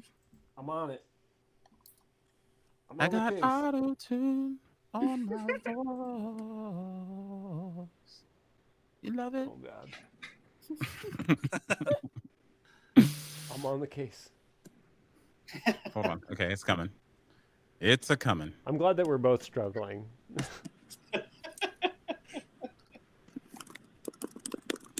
Okay. I like that. I did Dragon Bay, but I did that shit like literally. Whoa. Wow, we jam. Fuck. Jam, this is really good. I know a Yeah. place we can So dump him good. after. I call This it is- Dragon Bay. This is And this you is do the voice acting? This is that newspaper shit. This is really good. Yeah. Yeah, I would not blink like if this was in like New Yorker. You should or, like submit some, because I mean, as a side hustle, this took 6 minutes. Seriously, they have pretty good rates too. Yeah, I don't think anybody's paying me for shit. Hey, No! try it. Dude, Never know No! till you don't try. say that. Yeah. They do. like Cheers. sorry if I that was so good. Yeah. I'll give it a shot. You know, if I don't, maybe I'll end up in the bay myself. You know what I mean? You floating down there with the fish. I don't know. Jam, I'm gonna come up with a prompt for you to make a New Yorker like next week or something. And All right, do you it. should just do it. In Yeah, that we can do it time, next. Yeah. Who's It's gonna like- go next? Oh, interesting. Ah. All right. Well, if we're up for it, yeah, why not? Everyone has to just draw. a New Everyone's Yorker drawn a cartoon New Yorker. and Oh boy. There we submit go. it. All right. And yeah, yeah. submit it. There it is. All right, but Absolutely. before that, did I just go? No, Jam, you just went, so you get to pick who goes next. Well, Shen. Hell yes. This also works because mine is kind of like, it's almost like the thing that happens after yours. So I've got incidentally also two guys in the background here. That's right. That's them. Yeah. I'll go back and put but some you got- fedoras on them, man. Yeah. You've got some like drag marks, and the detective is like, what happened here? And then there's just like a body with its feet in like cement block down here. Is And that I the also moon's made a- reflection in the water? Yeah, I made a cool moon. Thank you. I for love it. noticing, Riggs. Great, cool. That's so good. I like the thought that Jam's characters are like having to wait their turn to use Dragon Bay. It's like, Hey, someone's when's already this guy's gonna be struck. finished? Oh, we all got bodies to put in this here, you know. Fantastic. Cheers.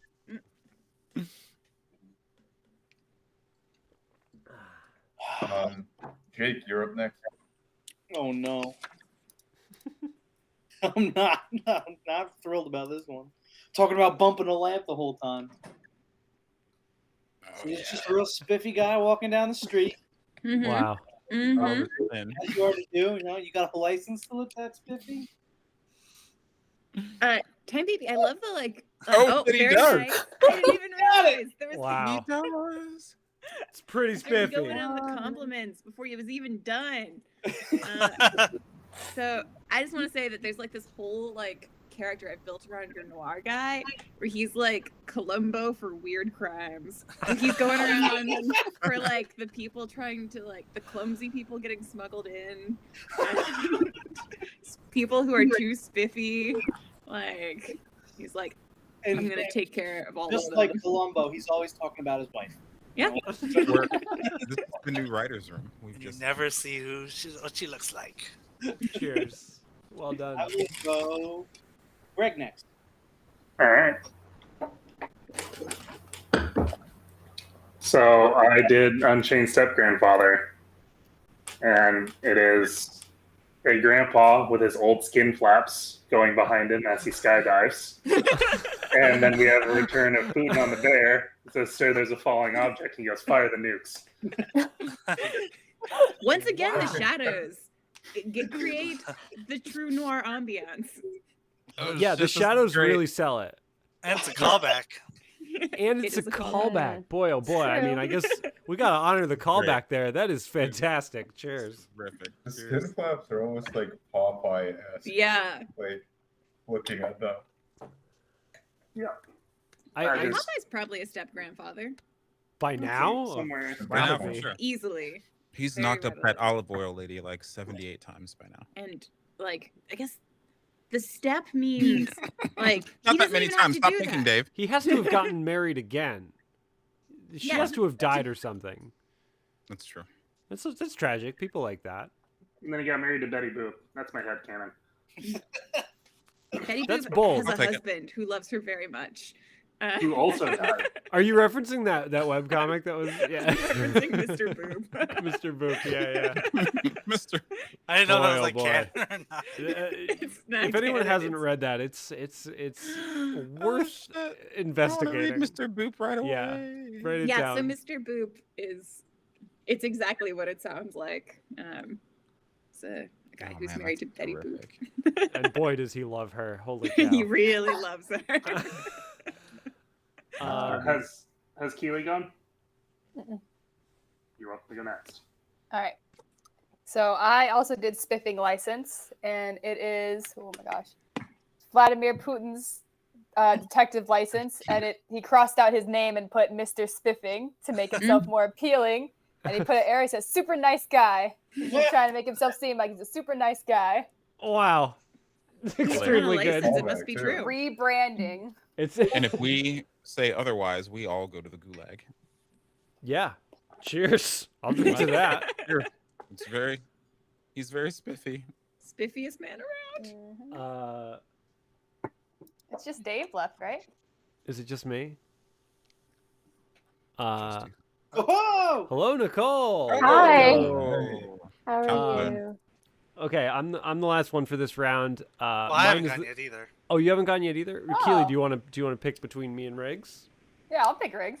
Okay. I'm a little insulted. It was a little too fast.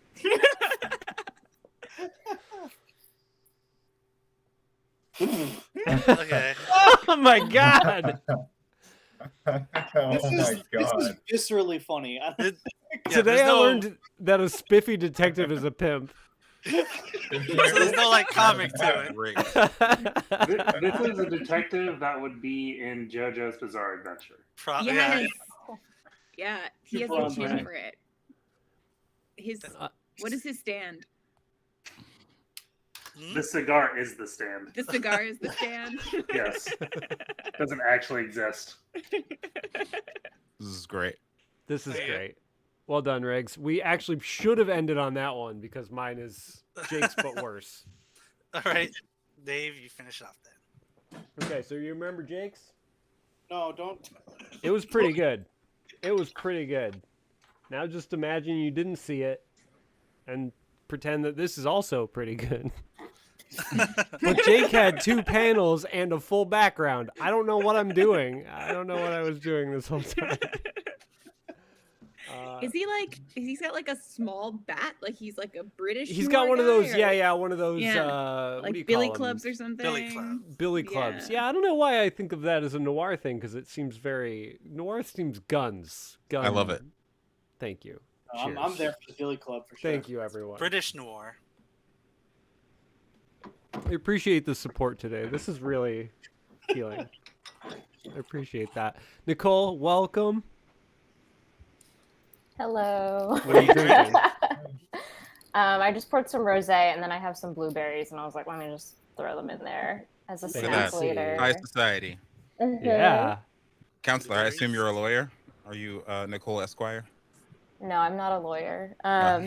More like a mental health counselor. Okay. Well, Yeah. I'm not that exactly. educated. I'm sorry. Nicole, do you have any? okay. Okay, so our guest today is Olivia. Hello. And Olivia, Hi. among her many skills, is a sleep scientist. Do you have any questions about sleep? I do not at the moment. Let it simmer. Let it simmer. We'll come back to Nicole's questions for I have a Olivia question later. about sleep, actually. I do have Yeah. a question. Oh, Jim's got Yeah. one. Okay. Okay. What do you know about dreaming? Ooh. So dreaming is interesting. Like I don't think there's much like oh like you dreamed this, therefore it means this. No, I didn't mean like substantively. I just meant like what about the act? Like I hear that sometimes the areas of the brain can be a little more active than they are. Well, Is like that true, animals or is that and like a animals myth? dream too, right? Is that Yeah. Well, and so the way a sleep lab study works is you come into the lab, they actually glue electrodes to your head, and somebody watches the voltage difference across your brain over the course of the night. And sleep stages themselves aren't really strictly defined. So what the person watching your brainwaves will do is be like, this looks kind of like REM sleep, so I'm going to call this 30 seconds REM sleep. And REM is just one type of sleep, but it's the type of sleep most commonly associated with dreaming. And you can tell somebody's in it through this like combination of signals, like, oh, maybe their eyes are moving around a lot, and maybe there's these like spiky patterns in their brain. And REM can be hard to distinguish from wake. Like sometimes the reason they have the camera on you is so they can actually watch you while you're asleep and be like, is this REM or is it wake? And so it's like this squishy divide between sleep stages themselves and REM and wake, but REM definitely looks a lot like wake. A cool thing is that we probably don't dream in real time because they trained a bunch of rats to go through a maze, and they did the maze over and over again. So it's like playing a video game all day. Yeah, and then they watched the rats dream, and they could see the pattern of the maze light up in their head, but it was like twice as fast as they did it in real life. So dreaming, it like happens mostly in REM sleep. It doesn't happen in real time. We don't really understand it. Related to memory. Is there any related to memory? Do you? This might be outside of your jurisdiction, but is there any evolutionary reason why we dream? And an addendum to that is, do things that aren't mammals dream? Do birds dream? Do lizards dream? That's a great question. I don't know the answer to the second one, though. I bet they do. And then for the first one, I don't know about an evolutionary reason for dreaming, but there's definitely like an evolutionary explanation for us sleeping in a consolidated block. So you could imagine if we were like using our brains like batteries, and we just like, if we thought really hard, we'd have to sleep more. And if we just had a really lazy day, we wouldn't sleep as much. Like we wouldn't, like we'd sleep all over the place. When you fall asleep would just be a function of how hard you thought that day. But we don't. We have this like big block of sleep that we get at night, pretty much no matter how hard we thought that day, how hard we used our brain. And the reason for that is, well, okay, it sort of organizes the ecosystem. So all humans are working together during the day to like survive together. And we're not competing with animals that are around at night. We're like not fighting for them. So going into blocks of activity and inactivity definitely has an evolutionary advantage, which wasn't your question, but that's because I didn't know the answer to your real question. but it's like very fascinating. So thank you. And I don't know.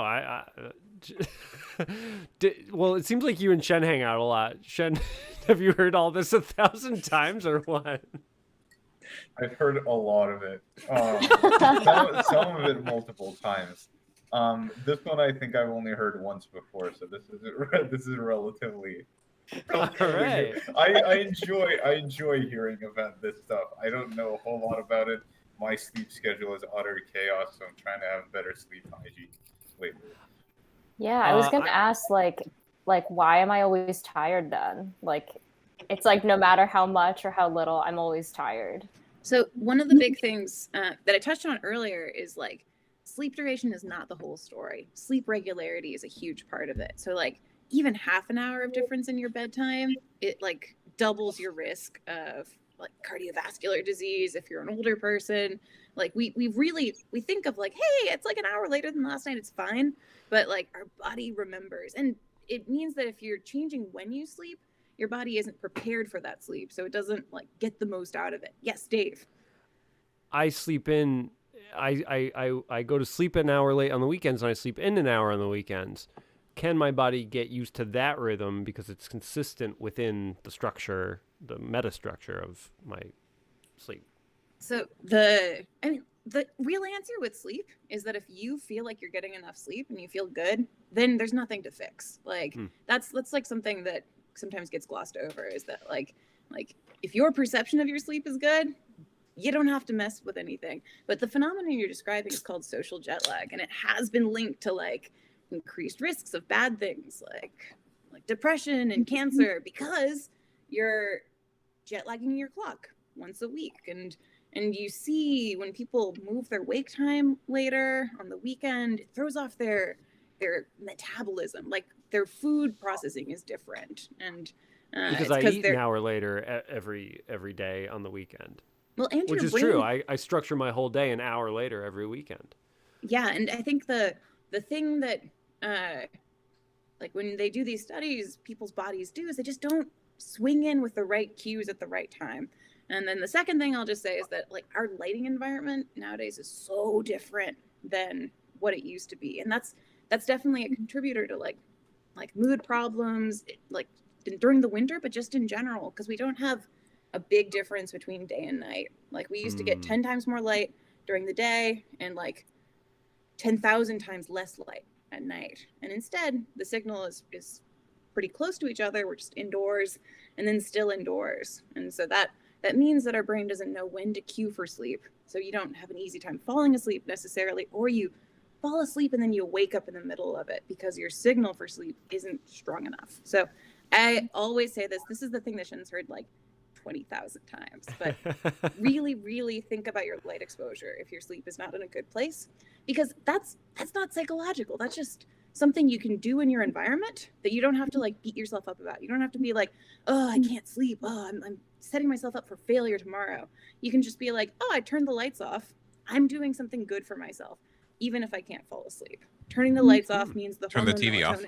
Yeah, turning the TV off, right? Like it can be hard to do if like something good's on, but man, is it good for your brain? And it's something that you can control, even though you can't control falling asleep. Well, and I don't know about any of the rest of you, but if I'm in a place of like emotional distress or something like that, the instinct is to run from that. The instinct is to kind of like not deal with it, and an easy way to do it is watch something on TV. And if you do that until you go to sleep, you don't really have to deal with whatever it is that is like you're struggling with. But I would imagine that probably has a pretty profound effect, maybe even a cycle on your sleep. I was gonna say No, go ahead. Oh, like when I like waking up for me, like it's easier. Like I'll leave the window, like the blind open. So instead of, like it's dark and then I turn on the light instantly to wake up, it's, the gradual like sunrise lighting up the room, and like I wake up easier that way. Like camping is the easiest sleep. Like I don't like to camp, but like I always get the best sleep because, like, I don't know, it's dark and it slowly gets bright. I always sleep like shit when I camp. I'm so uncomfortable. Right, Dave is weird because there's like this really famous study from like 2013 where they took a bunch of grad students camping, and everyone was like, oh, you just want to go camping, researcher who's doing this study. But they found out that the night owls disappeared. So they had this big distribution of early birds and night owls. Some people who are like, I just have to go to bed late. That's my DNA. This is who I am. They go camping for a week. That distribution shrinks so much. Okay, does it take a week though? Because I go camping a lot, and I think that, and I'm a total night owl. It probably does, because the time scale for sleep is multiple days. You can't fix your sleep with one night. It's like a week plus. But the thing about night owls, and again, I'm just going to tie it back to light. The explanation for that camping study was that it was so freaking dark at night. And people can be really different in their light sensitivity. But if you're light sensitive and you have the lights on in your room, well, then your brain's like, the sun is still up. I can't sleep. The sun is still up. And so it keeps you awake, so you don't feel tired, so you get more light. So your brain's like, oh, the sun is still up. And that is a positive feedback loop that can make night owls exist where there were none before. So you might just be really like, I got a hot tip for everybody in that regard. Get a little slider on Amazon or wherever, somewhere more ethical if you want. $10. Get a little slider for your lights. If it's late at night, just slide it down, and you really do get.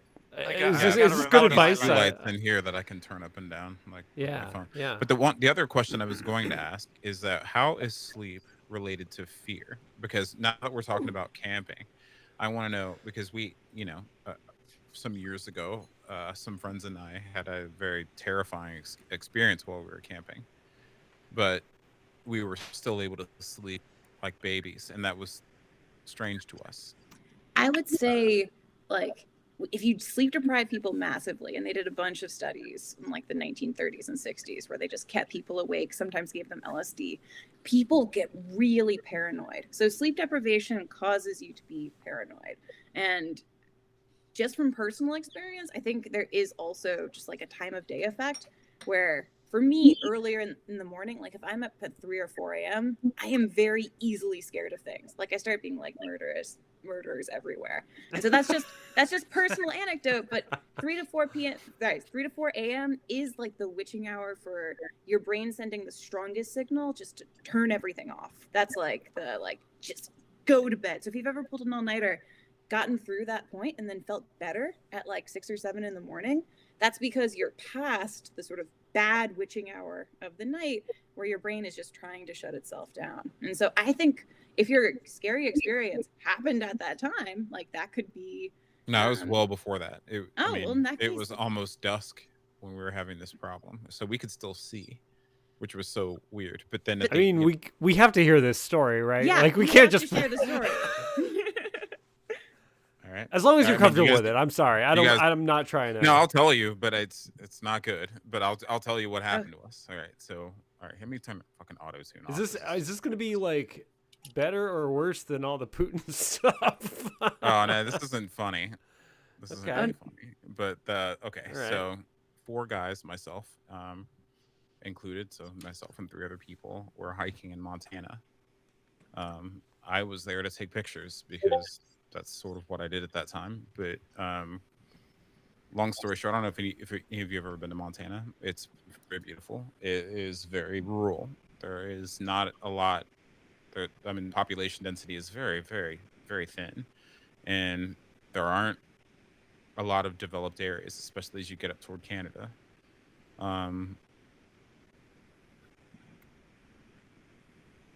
I'll just go out and say it. It was about. Anyway, it's very thick, standing forest out there. We were out they were hunting. I don't hunt, but they were hunting. I was taking pictures and smoking pot. They were hunting.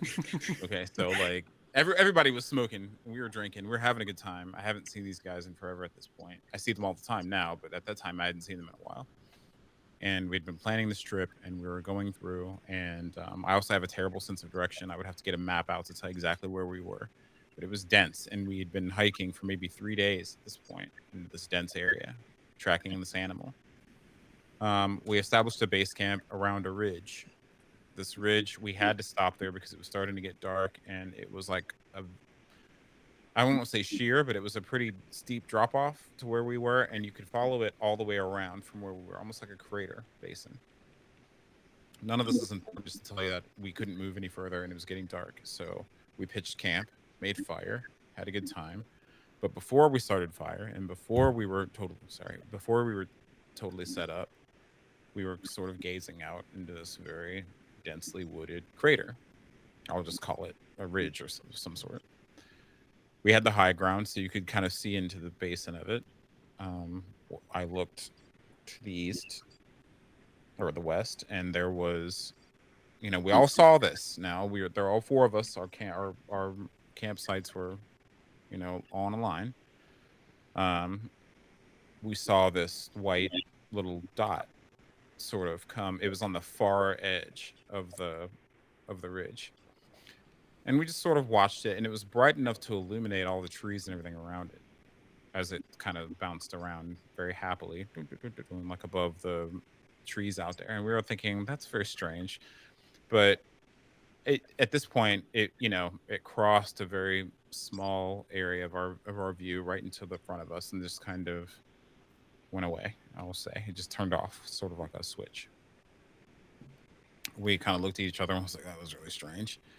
No sooner than we could sort of gather our thoughts, and I don't know if you know anything about dusk in this area, but it goes quick. There's not a lot of time between the time you're like, oh shit, it's about to get dark, and then when it does get dark.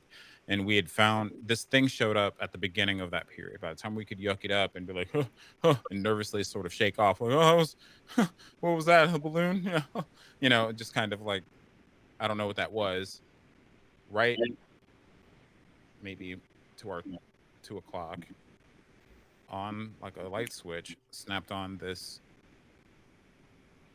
I don't really know how to describe it. It was a bar, like a cylinder, a flying cylinder. It was on the other side of the ridge, but closer to us than the other thing.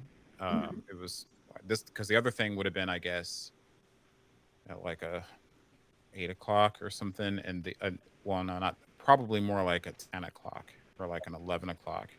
This thing showed up at 2, and it was so you had to turn your head a little bit to look over there. And it was much closer, and it snapped on like a light, and it didn't fly in, it didn't drop in, it didn't do anything. It just kind of popped on, and it had this light that was coming out of it into the trees, like a spotlight. And this thing, and it lit up. When it lit up, if this was the bar, it lit up end to end. There was no like, oh, it had lights in it or whatever. It was like the edge to edge. And I say a cylinder because the edges of it were like abrupt, you know what I mean? Like they weren't like, it wasn't like it didn't like, it wasn't that fucking close. You couldn't like see it. It wasn't up. Yeah, there was no bevel at all to it. It didn't seem like, it looked very industrial, you say, but you could tell that it was kind of silvery because you could still see light like scattering from around. And this stupid thing just like scanned that side of the basin nice and slow with this white, bright light that you could probably see for miles if you were above it or around it anywhere else. And it just sort of like a blade just kind of went across. It was so bright you could see, like if you looked at the trees that it was kind of shining across, they were casting such deep dramatic shadows, like cutting. Yeah. Like this thing was blasting light at them at Sounds the very and it was noir. just slowly like creeping across. And nobody said a word. We were just staring at this thing as it was nearly pitch black, as it just kind of scanned through these trees. When it got to maybe like 3 o'clock, 3-ish, 30, when it started to like get to that point, the thing just was gone. It didn't fly away. It didn't. I swear to God, man, that thing just fucking turned off like a switch, like somebody just, and it was gone. Didn't make a sound, and we just like we started freaking out and thinking, okay, do we pack up and run? But we're 4 days in the fucking woods. Like, where are you gonna go? What do we do? What the fuck was that? I don't even want to. And we were just for 3 hours after that, just terrified and just talking about that one thing that you saw, where I don't know what the movies make it sound like you wanted, like, ooh man, I'm just gonna put it on TikTok or whatever it is. No, this was like, you don't. Okay, so you don't really want to see it twice in your life. You know what I mean? Like you've seen it once and you were like, I saw it for a few seconds and I got to get out of here, man. This isn't right. It's a very ominous feeling. So anyway, we were able to sleep like babies after that. Okay, all right. For no reason at all. And we even thought about that because we were thinking, like, how are we ever going to get to sleep? We have so much further to go. There's so much more to do. We can't. We're not going to. I'm not going to sit up all night on fucking Zeta watch. Like I gotta. Yeah. Like why gotta, not just you have surrender? To be practical about it at some point. Yeah. But how did we all at different times? It wasn't like we all just dropped off at once. So that in itself would have been strange. But we all ended up sleeping pretty well and waking up the next morning and getting right back to the business and talking about whatever the fuck that thing was. But we don't even know if the two things were related. I guess they were, but anyway, I haven't really been that afraid in a long. Not, you know, afraid is kind of the wrong word. I think that, you know, it hasn't like. Have you ever felt like that visceral like flight or flight kind of thing, like grab you, to where you're ready to start fucking running, but you don't know where to run. Your brain hasn't gotten to that point yet. You're just like, I need to run, but if I run down this cliff, I'm gonna die. So I need to. And if I run that way, there's a bear, and if I run that way, it's the darkness, and the thing's gonna get you. So you're not able to rationalize, but you know you need to go. Now, how can you go from that to being like, well, time to get them 8 hours and go on? So I have such a boring answer. I mean, first, that story is so creepy. Especially like the sharp cutoff of the light, like that really unnerved me as a the light detail. And the thing that it was coming out of, the whatever that flying cylinder was, like it was like the side of it became a light. Well, the second thing I was gonna say is just like even though you were exposed to that light, which would have disrupted your circadian clock, like I have done a sleep study where I've got people in the lab and we put them in dim light. And normally when people sleep in the sleep lab, it's crappy because they're in a weird bed, they have glue in their hair, somebody's watching them sleep, they maybe sleep like 75% of the night.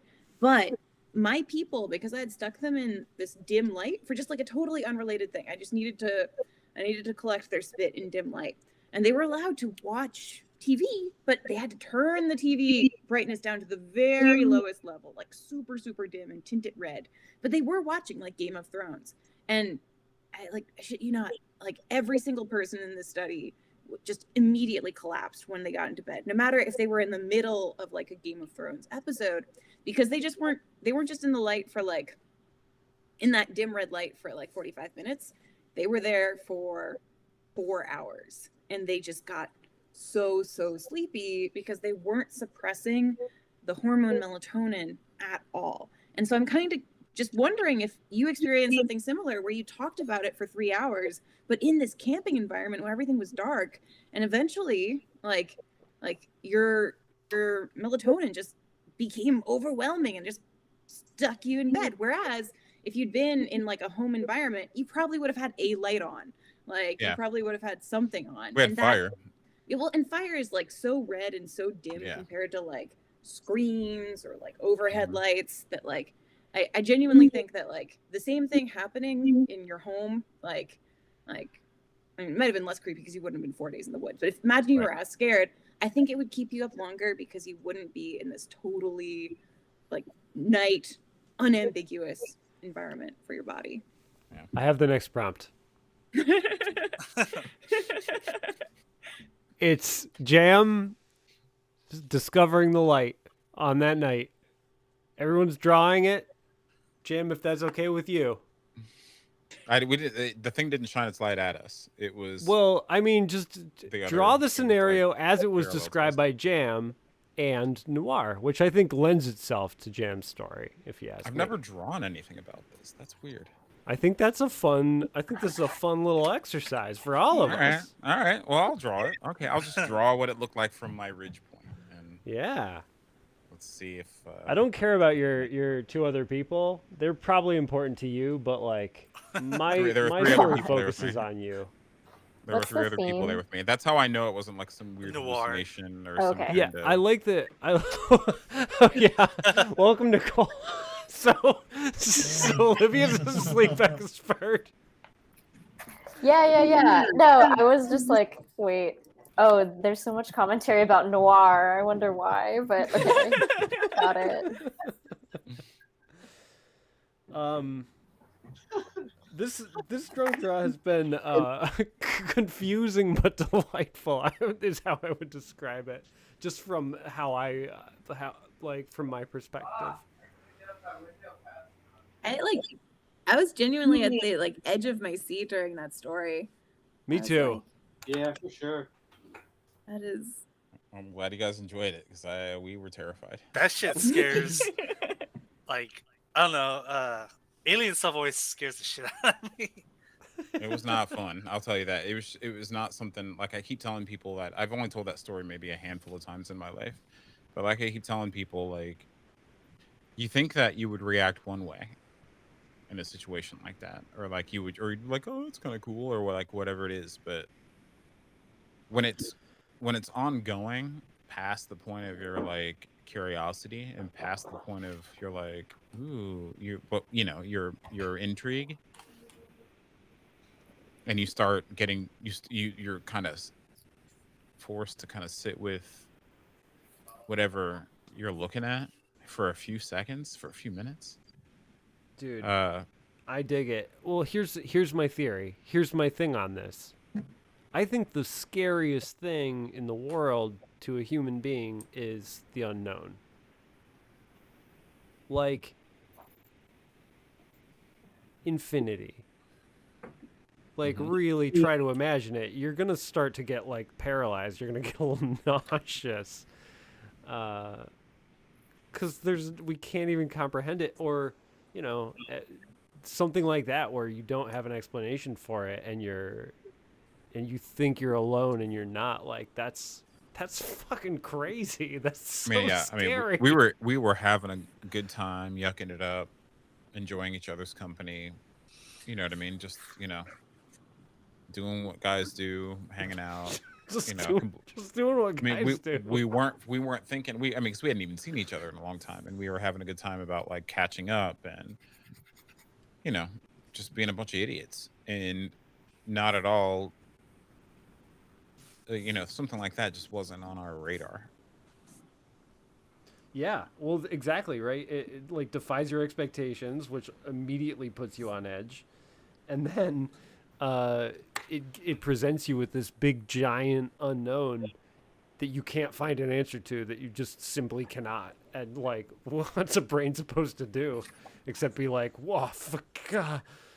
Yeah, I mean, that's what. At first, we were just looking at it like, okay, there's got to be something, and then after like 1 or 2 seconds of just watching it how it moved, and realizing that you couldn't really hear anything at all, you could hear crickets more than you can hear that fucking thing, and you were just thinking, this is wrong.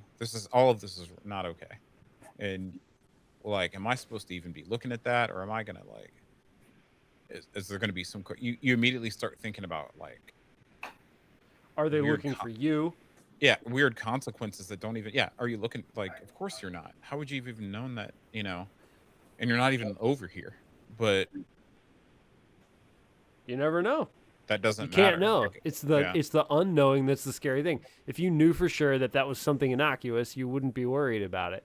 Plus, I keep thinking it probably was so fucking big. Like. If it was over, because I just keep thinking about the size of that ridge and where we were looking in relation to, like, some of the trees and shit that it was scanning, and where we were and how far away that other side was. The more I think about it,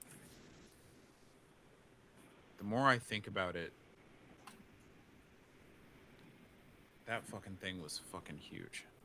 I'm so excited to see everyone's drawings. This is very exciting. It makes sense though, like instinctively. Like, I'm not a scientist or anything, but like I'm really big on like evolutionary biology. Like, I don't know. Like, I'm really fascinated by it, and like it makes sense that, you know, like an animal, human, doesn't matter. Like, you know, you hear rustling in the bushes. Is it a tiger or a predator? Like, you don't know, but instinctively it's probably more beneficial to, like, instead of investigate, to just be afraid and run. Yeah. Yeah, that makes perfect sense to me. Like, we survived as a species some fucked up shit because we were very good at running away when necessary. Yeah. Right, yeah, running's, yeah. I feel bad not being good at running. I failed the species.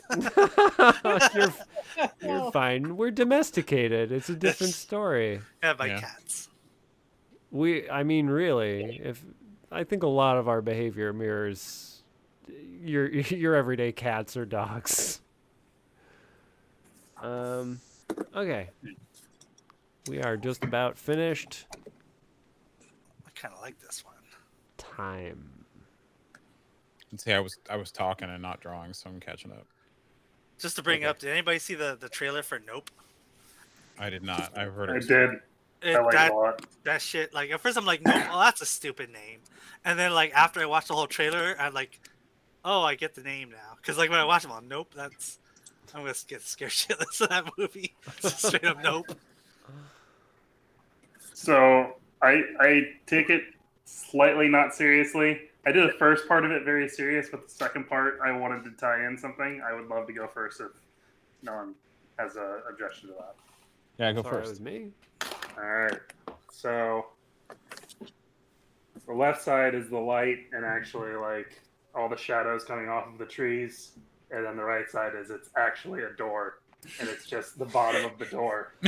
Whoa! Oh, that's like a Meta. to Shen's door comics. Damn. Yeah. There you go.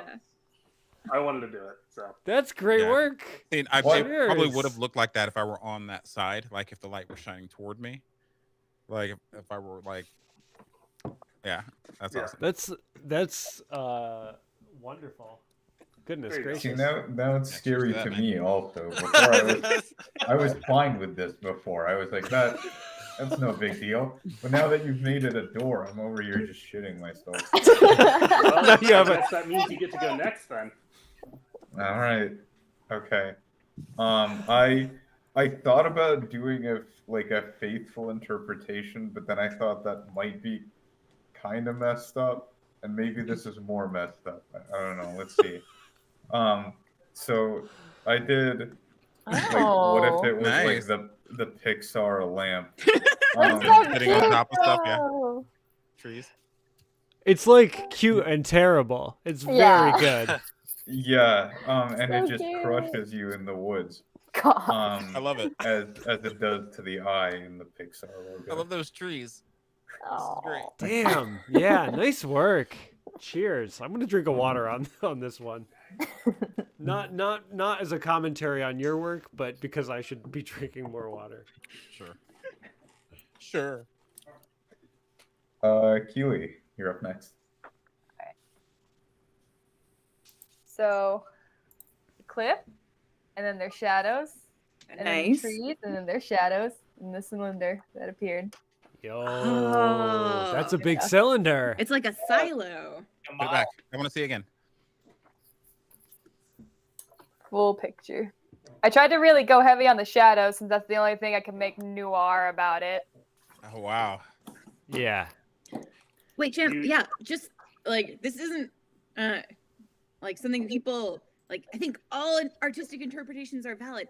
What way was the cylinder oriented? Was it this way or this way? Oh, see, I'm imagining vertical. Yeah, I Say imagine again? horizontal. Oh no. Oh, really? It was like this. Okay. Oh. Oh, like, that's so, even like if you're worse. looking at it, like this is why, and maybe my drawing will help. Like from our Well, and perspective, how you Greg can see. interpreted it that way too, didn't you? Yeah. Yeah, like it was Well, then definitely I want to pick like Jam that, but next. at an I'd like angle. to see it. It was like Yeah, at yeah, an angle. okay, yeah. Okay, I'm about to drop the ship into my little drawing now. So do one other person, and then I'll be ready. Oh, okay, cool. 'Cause I haven't I will quite finished yet. choose. Oh, right. Olivia, you can go next. I did the horizontal interpretation. Yeah. And so Jam is over there on the far side, being aghast at the cylinder in the woods. Damn. And of course, there are shadows. So this is. I'm really excited to see what it actually looked like because this is what I was imagining in my head. That's great. This Yeah, is that's very awesome. good. Okay, so hang on one sec. Cheers. Trees.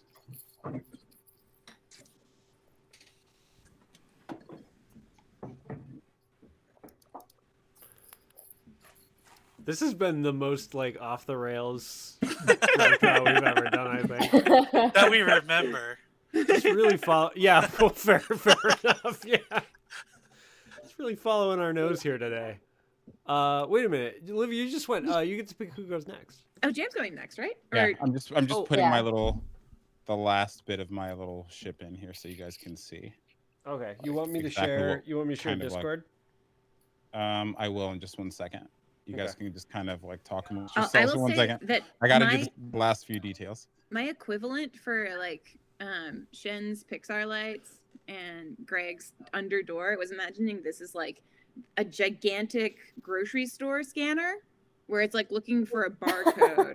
And so it's like shining light trying Whoa. to scan I like that. something. Wow. Like a You barcode. just blew my That's- mind. Yeah, Yeah. that was my interpretation. Because that's a great way to think about it, because it was so intense, but very in one specific area. I mean, what do you guys think about the idea that we're like a computer or something? Like, are we just cells in some bigger being, like meta thing?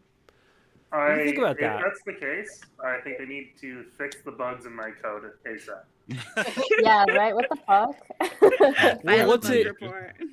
Hitchhikers posited that it was like a calculator that we were trying to come up with some meaning to life or something like that. It could be. Or definitely Microsoft ME, Windows ME. Yeah, I'm not running anything good. I will say that like my belief in this like hypothesis skyrocketed after I went to this movie theater that looked like it was a 3D environment designed by like a first year art student. Like it was like a first year like computer graphics student, because it was a real place. But like I went there in like 2018 and like the floor looked like a video game from 1997 texture. The walls did. There was like one little table and chairs, and then there were like movie posters from the early 2000s on all the walls. And so I was like, oh, I've just found a part of the Matrix that they like let the intern do, because it like there were like no shadows that looked interesting. Like everything was either like a table or a poster on a wall, like nothing else. So They that was fired that guy after he got done. They're like, nope. What if Too they're interesting. What if there are infinite macros? Like, what if everything is just bigger versions of what is? Like, I mean, I don't know, single-celled organisms. I don't know what's going on with these guys. There might be people down there. I don't know what's going on with these guys. All right, I'm putting mine up now and see. This will probably help you understand like how it looked.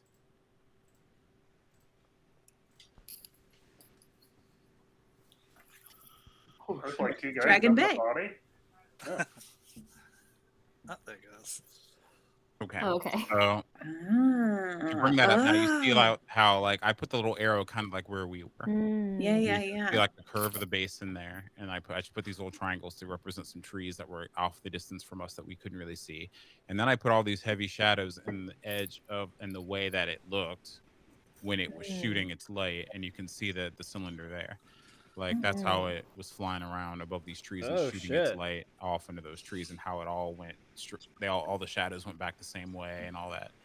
I wonder what mechanism in our brains chose horizontal or vertical. Like, what about us chose each of those Oh, you thought it was orientations? going up and down? Like, no, it was flattened out. I because imagined we were up standing and pretty down. much Yeah. where that arrow was, and we I were think just that's looking just at it. propaganda from like forever. All alien movie stuff has always portrayed beams coming from top to bottom. Yeah. But if you think about it, this would actually make more sense if it was scanning an area. That would give you way more. Yeah, way the more light was space. coming That's a from good the point. edge of it. Like, if you had if this lighter was it was coming out of the whole. It seemed like coming out of the whole edge of it, like as it shot it out of itself. And I get what you mean about it having to be really, really big, because if you saw it at that size from that far away, it must have been In relation to the massive. trees and stuff, it was huge. And I'm then not sleeping tonight. If it had swung around that basin over to where this arrow is, or where we were, it would have probably been like. I keep thinking that it the way that it would stack up, it might be like the size of two, like if you cut the wings off of a 747 and the tail off, and just so it's the fuselage and you just stuck them together. Like that's about how big it would probably be. Two of those. Dang. Definitely not one of them. Bigger than that. Two of them, definitely for sure. I don't know about the circumference of it. That probably was a little bigger too, but it was big, man. And it was I'll never forget how white and pure that light was. It was I mean, I'm sure anything over there was hot. It was probably getting hot over there. There's no way you can send up that much energy. It might have been Jesus Christ. Hey, you come back in a big fucking Bic. Like lying and a giant horizontally silver like Bic this. pen. You got the money. Just like that here. Jesus disco Christ found ball or whatever. Montana and was like, He "Where's sent all his- the people?" Dude, he sent his disco ball in first to bounce around above the trees, and then he came here. He was like, "Bring my cylinder shit, bitches! I'm trying to look in these trees." I'm like, "Wouldn't make any sense." I was like, "What are they looking for? The Sasquatch? What the fuck were those idiots out there looking for?" Yeah. Isn't that one of the actual cryptid club from was it Sarah Anderson? Oh yeah. Was that? I'm pretty sure one of the cryptid clubs is aliens looking for Bigfoot. That's what I believe. So when you say looking for Bigfoot, that's immediately what I thought of. I mean, I don't know what to think. I think about that happened years ago, and I mean, it's probably coming up on 12 years ago now. And I'm thinking every time I think about, being in the dark, or I see something weird in the sky or whatever it is, I think about that thing, and I wonder both of those things, were they related? What, like, was that some kind of survey? Were they looking for something? You know what? I've told this to other people, especially my military friends who are, consider themselves to be much more grounded. And they're always sort of like, "Oh, it was probably an experimental craft or something, or some kind of thing from NASA or whatever." I'm like, what? Like if you could see what we saw, like you'd think, "What the fuck are you talking about, mate? There's no way. There was just no Well, way." it was That thing silent. it didn't make Yeah. a noise, and it was Mm. weird, and it didn't, and just the way it moved. Like, I don't know what could fly in that weird. Like, Well, this is what do you I'm have saying. Why it might be anti-gravity in the Jesus Air Christ. Force? Because that's what that would take to move around like that. Was it Okay. complete- Jam, Was well, it now that we have a stable? baseline, we understand what the reality is. Let's continue exploring what other people's interpretations were. Jam, you get to pick who goes next. Oh, well, I think it's got to be the counselor. Okay. So mine was kind of in line with what you said already. So I did like. Yeah, that was Oh, awesome. Yeah. Definitely. Wow. But I definitely should have made it much bigger, I think, to show. Well, that you was know. kind of right. It would have been a little more like if we could make it seem Yeah. like more far away. The size. Yeah, would be exactly. right. Either like I didn't Yeah. get the, but yeah, either that or That's exactly right. Yeah, we were Okay. looking. This at is that really side. good. Except I we didn't love catch the way you any did of the eyes. Yeah, Yeah. we almost felt like we were belong on the Freaky. ship. But no, yeah, there were no like we didn't catch any of the light. It never touched Yeah. us. It was so far away from us. It was like, man, we might have had to hike a day to get to where it was standing. hmm Like, it was I deep. bet. Cheers. Cheers. Yeah, I just put the shadows in because I was like, oh, it's noir, so I feel like there has to be some high contrast. But Yeah, I appreciate it. Very cool. yeah, thanks for sharing. Sure. Yeah, it's a weird story. Tell your friends. Tell them, like, I don't know. If somebody's got to know what that thing was. We'll Or show her. somebody else. For real, The reason right? why we keep saying that is because somebody else might have been hiking in that area or hunting in that area. Somebody else might have fucking saw that thing or lives out there. I don't Yeah. know. Somebody's got to back us up on this because we're not crazy. There were like 4 of us standing there. Well, the likelihood With of you our all jaws on the hallucinating the ground. exact same thing is very low. Right? Like, Exactly. here with our for it. jaws on the I- ground. Like, I what love are it. we looking at? Who knows? The world's full of crazy bullshit. We don't know what's at the bottom of the ocean. There might be people down there. There's no Blind way to know. It's like It's terrifying. I know it's what's all down there, NASA. Dave. What's down there?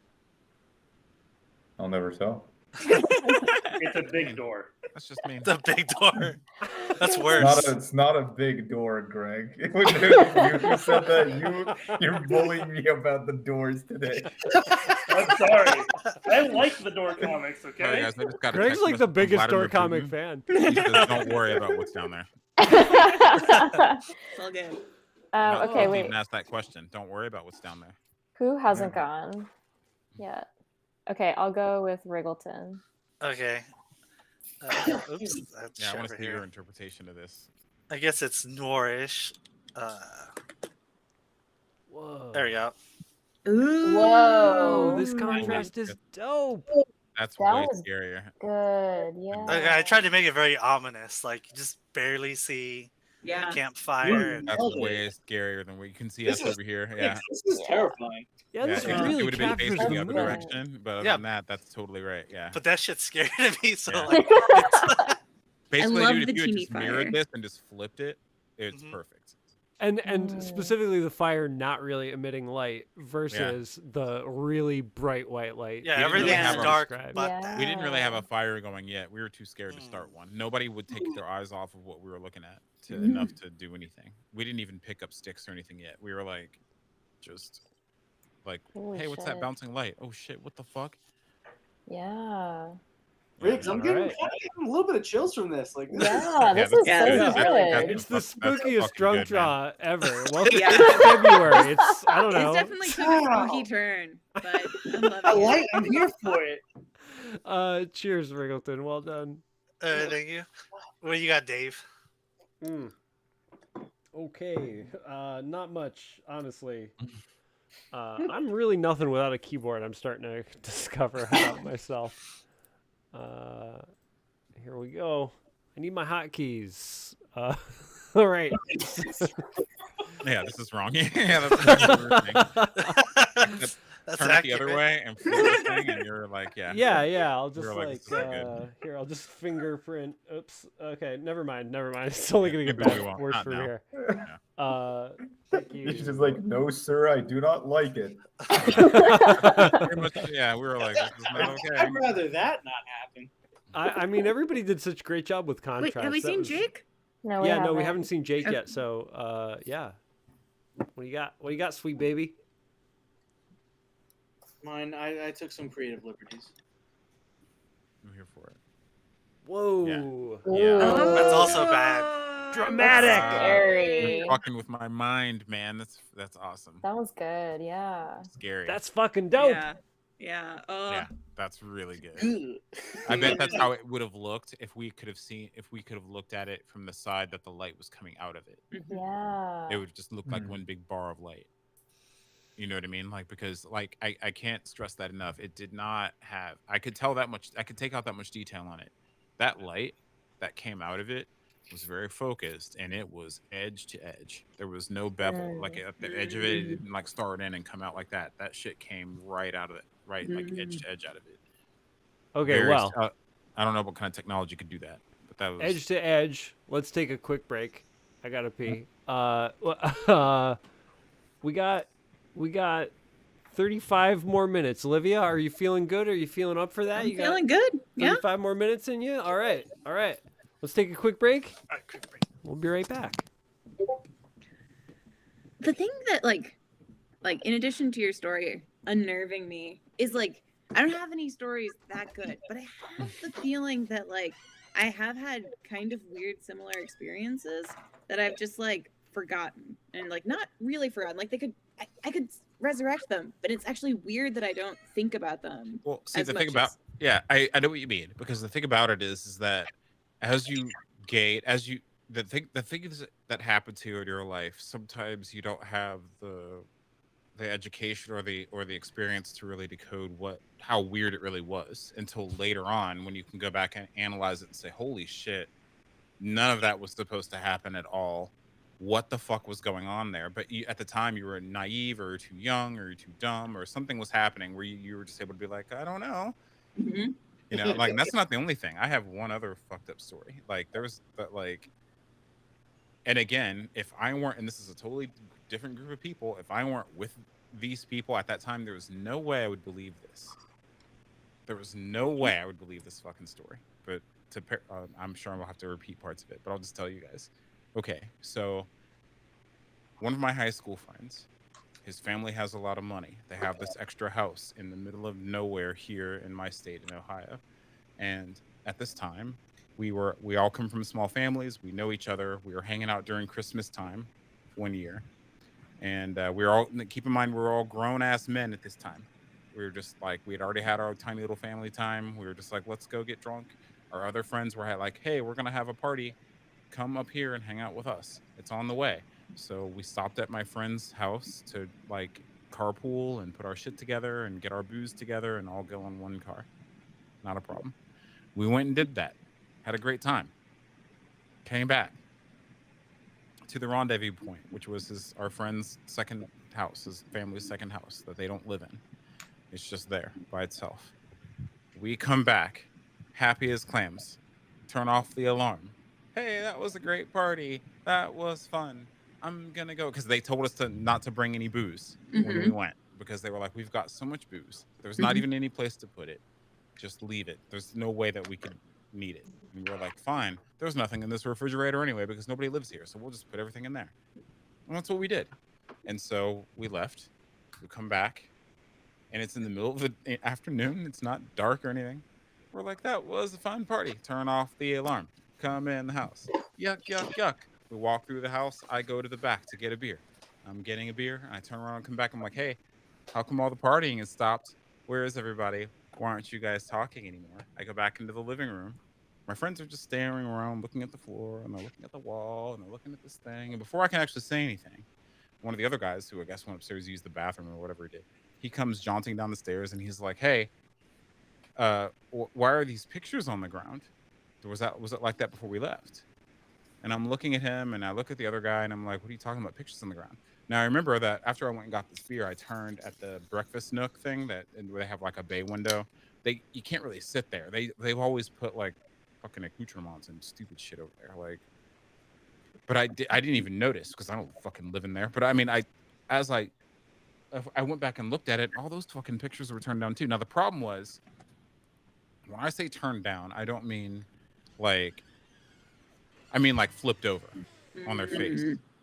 Like, the weirdest thing was, if the pictures were on the wall, they were on the floor face down, but the fixtures were still on the walls. Gets weirder. So like, if it's artwork, no problem.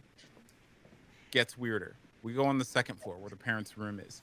We never even went on that floor. No one's been in this house for months, keep in mind. There's no cleaning crew, no nothing, because we asked that question. Have the cleaning people been here? That kind of thing. No.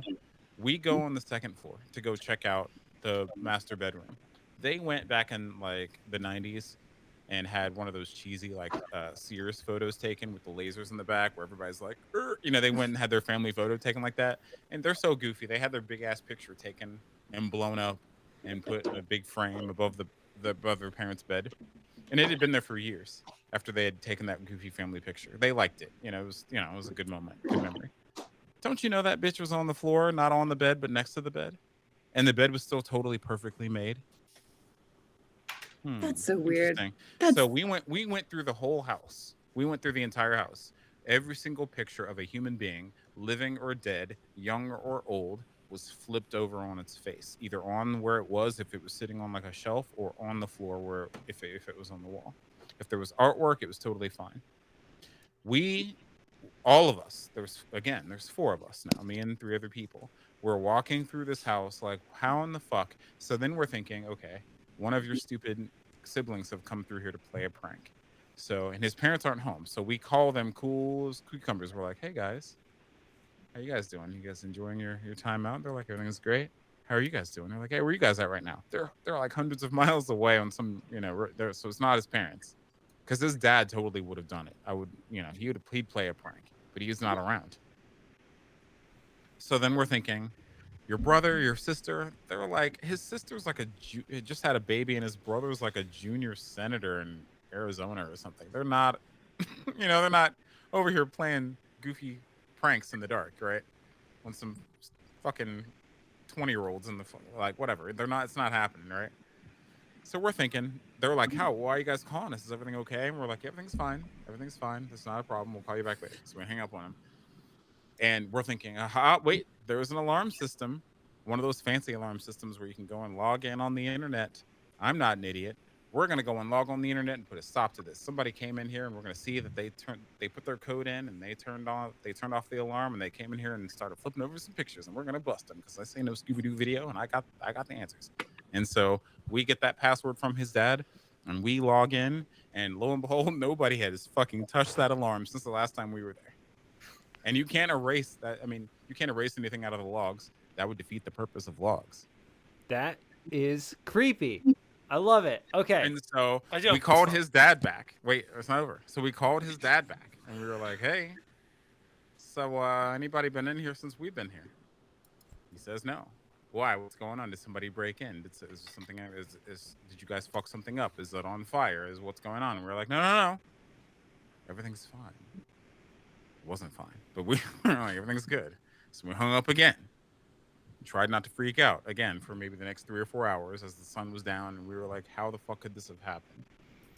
And then we turned on I'll never forget this. We turned on every light in that place and walked around, almost holding hands, walked around through that whole fucking building, carefully trying to put all the pictures back. And then we left. Now, later on, maybe some months later, he the guilt and the panic got to him, and he told his dad everything. He laid it out for him. He was like, look, man, I'm fucked up, man. I went out with my friends, and I come back and these motherfucking pictures on the ground. I'm scared, man. What's going on? And he told him, and his dad, he told his parents at the same time. His mom got up and left the room and started doing dishes and didn't want to talk about it anymore. His father didn't know anything about it, but he wanted infinite details. He wanted intimate details. He was so giddy and excited. And we came to realize later that man, he knew something. Other things that happened in that house that he just hadn't really talked about, or he had played off like didn't happen. And this just sparked his interest all over again, even though he didn't even live in that house anymore. Holy shit. Yeah. What?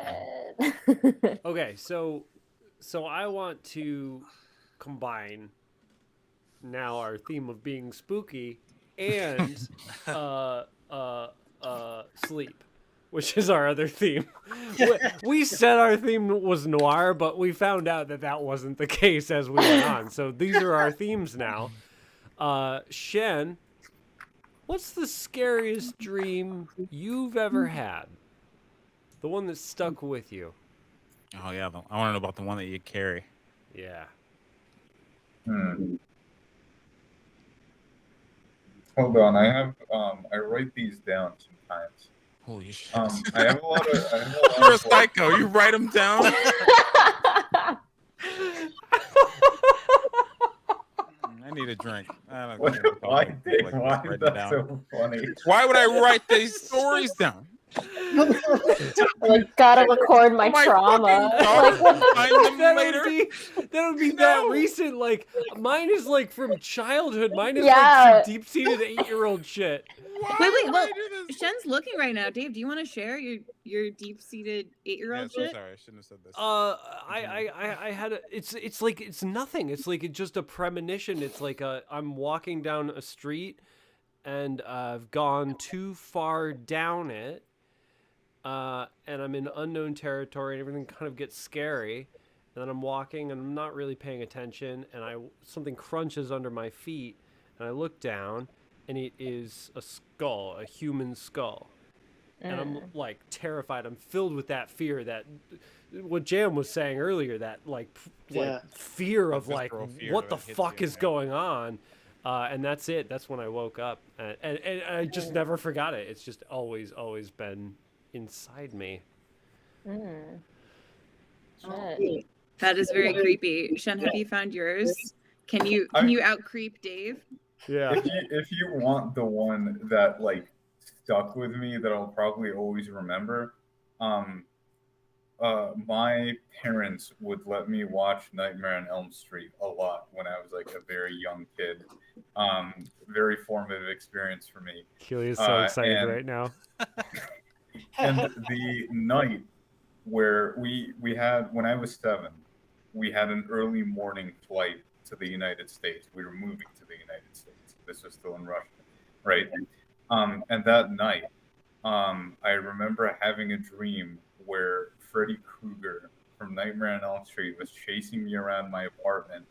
And like, as is classic in dreams, as I've learned, nobody believed me that he was there.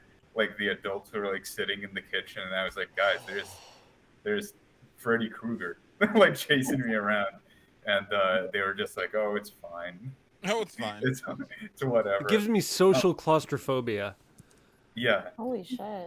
Recently, I had an interesting dream where I had a girlfriend in this dream, which is a good part. Doesn't usually happen in my dreams, but I had a girlfriend in this one, and but she transformed into just this dark ball that was like dripping water, And then she phased through the ceiling. But the dripping continued through the ceiling, right? It was as if the ceiling wasn't there, but for that water that she was dripping specifically. And so then this old like medicine woman came over because she was trying to do something She's trying to do about what? this. What? She was trying to what something? She was trying to do something, I guess, about the girlfriend. It's dream logic. It's dream logic. But the medicine woman came over, and she was just like this old medicine woman, and she stuck her finger into the wall where this like water, this dark water that was dripping from her was now cascading down a wall. She stuck her finger into that, and then she somehow used her finger as a syringe to extract some of that liquid. And she put it in a cup. And then she brought that cup to my face, as if for me to drink. And I had just this like visceral repulsion to it. Like, this is definitely something that I shouldn't drink. But then I did, because I figured, this is a medicine woman. I should trust her, and I want whatever happened to my girlfriend apparently to be fixed. Oh wait, no, at first I didn't, but then she like made it into water. Not perfectly, but she like waved her finger over it and it became water. But I could still tell that this is just an illusion, because like there was some like stuff floating in it, and I'm like, okay, this is really water, right? She's just doing this so I drink it. I fall backwards after I drink it, and everything begins to look very dark, and the medicine woman transforms into this tangle of like the most terrifying thing I've ever seen. Just this tangle of darkness. It's like my a tangle of darkness. Yeah. Like imagine like a spider with a billion legs. And she's just this incomprehensible tangle now. And I realized that how she intended to fix what happened to my girlfriend is that she intended to have me see her normally again by flipping my perception of everything. So now this is just the new way that I would see the world. But I guess I didn't see my girlfriend in the dream, but I guess now I would see my girlfriend normally. And this was like some horrible thing that she did to me, and I can never go back. I struggle at that point to move back to my door and to open it, because my understanding of movement has changed somehow. I like no longer know how to move the way that I did before. And I kind of have to relearn it. And the door, the dream ends with me struggling to open my door because I no longer know how to do that either. So that was like one of my dreams that I had recently. Dude, like Dark Soul shit. What? Your brain is incredible. I love everything that comes out of it. It's so cool. Well, and it's like really like logical for a dream, right? Yeah. Like that it's like, I fixed the problem of your girlfriend. Now you'll see her normally, but everything else is fucked. Like most of my dreams, like the girlfriend would be no longer a concern. I would like, dream would well transition past to it. Chippendale, forget about the girlfriend. I really love that your dream is like cohesive in that way, and it has a conclusion. It has like this like there's a whole narrative twist. That's impressive. I really like that. I could hear that story being told again. That's awesome. I didn't know that I was digging into a mine absolutely full of gold when I asked about that. That was, God, it's poetic, and it was like, God. I am so glad that you wrote that down. I'm sorry that I gave. Are we taking turns with if it makes it any less poetic? Why not? Like, let's follow where the soul of the conversation is. Who else has one? If it makes it any less poetic, the way I had to relearn to move was by playing some kind of like Connect 4 game.